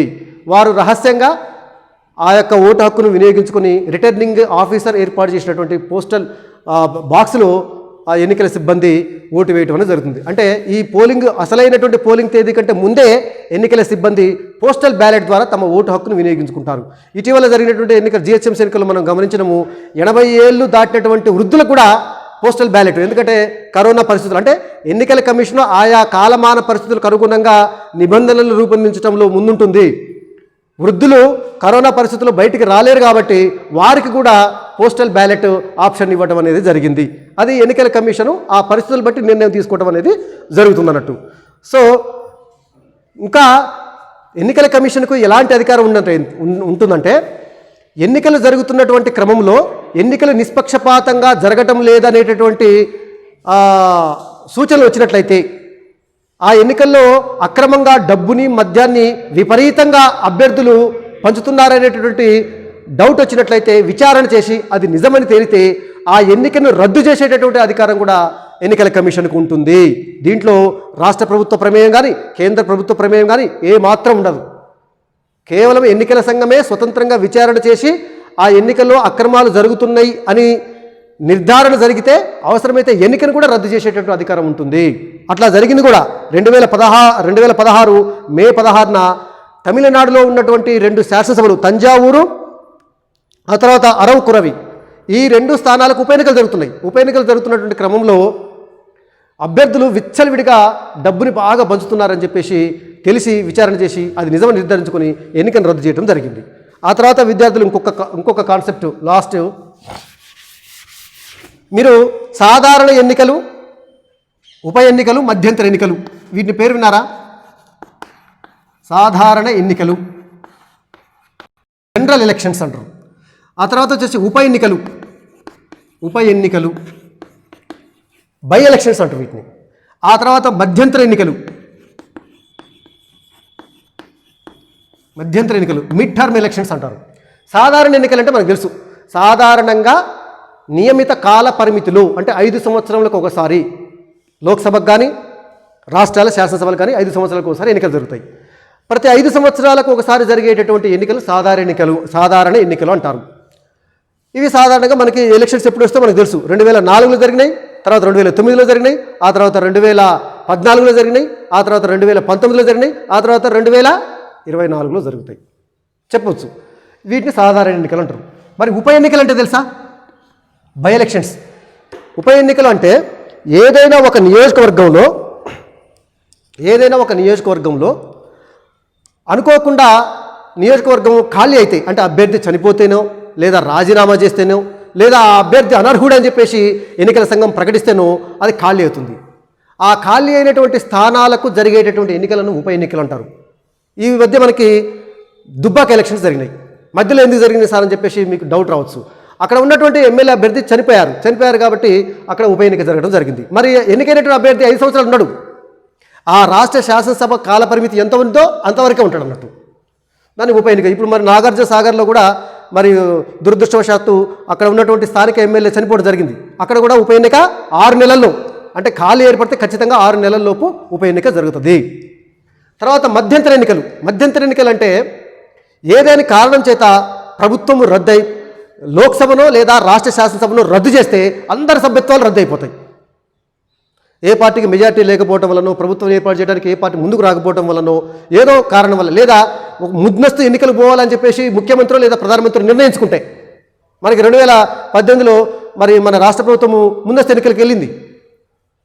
అప్పుడు జరిగేటువంటి ఎన్నికల్ని మధ్యంతర ఎన్నికలు అంటే కాల పరిమితి ముగియడానికి ముందే ఎన్నికలు అన్ని స్థానాలకు ఎన్నికలు జరిగితే వాటిని మధ్యంతర ఎన్నికలు అంటాము. ఈ మధ్యంతర ఎన్నికలు అయిపోయిన తర్వాత మళ్ళీ కొత్త శాసనసభ లేదా లోక్సభ ఏర్పడుతుంది. మళ్ళీ 5 సంవత్సరాల పాటు దానికి కాల పరిమితి ఉంటుంది. వీటిని మీరు గమనించుకోవాల్సిన అవసరం ఉంది.